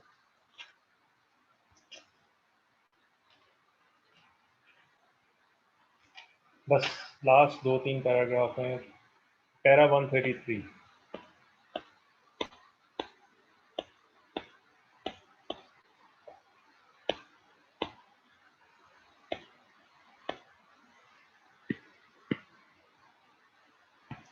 Audit consideration when a management expert is used by the entity.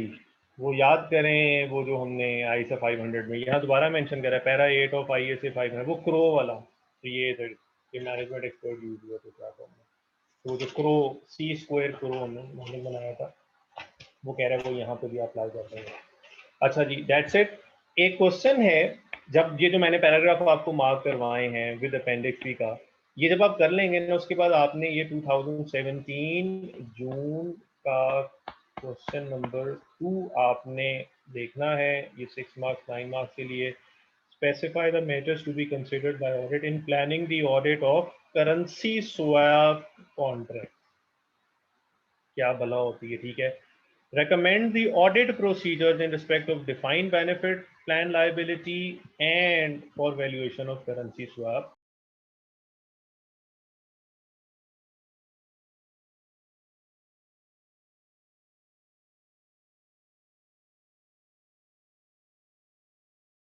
देखिएगा और फिर नेक्स्ट क्लास में मुझे आपने बताना है कि इनके जवाब स्पेसिफिक क्या थे, कौन से स्टैंडर्ड के पैराग्राफ तकरीबन कमोबेश वैसे ही लिखने थे और कौन से हमें नॉलेज को इम्प्रोवाइज करके लिखना थे. तो this will give you a very good practice और नेक्स्ट क्लास में हम यहीं से आगे स्टार्ट करेंगे और इंशाल्लाह अपने एजेंडा को कंटिन्यू करेंगे. वैसे रह गया ज़्यादा थोड़ा सा, कोई बात नहीं. 550, 80 और ये 600 सीरीज, तो जितना होगा इंशाल्लाह हम संडे को इसको कंटिन्यू करेंगे. थैंक यू वेरी मच जी, टेक गुड केयर. आपकी नेक्स्ट क्लास का टाइम भी हो गया मोस्टली, तो मैं बस यहाँ पे क्लोज करूँ. प्लीज़ पढ़ के आइएगा, ये फिर सही हमारी जो है ना इफेक्टिवनेस होगी. तो thank you very much, take good care. अल्लाह हाफिज़.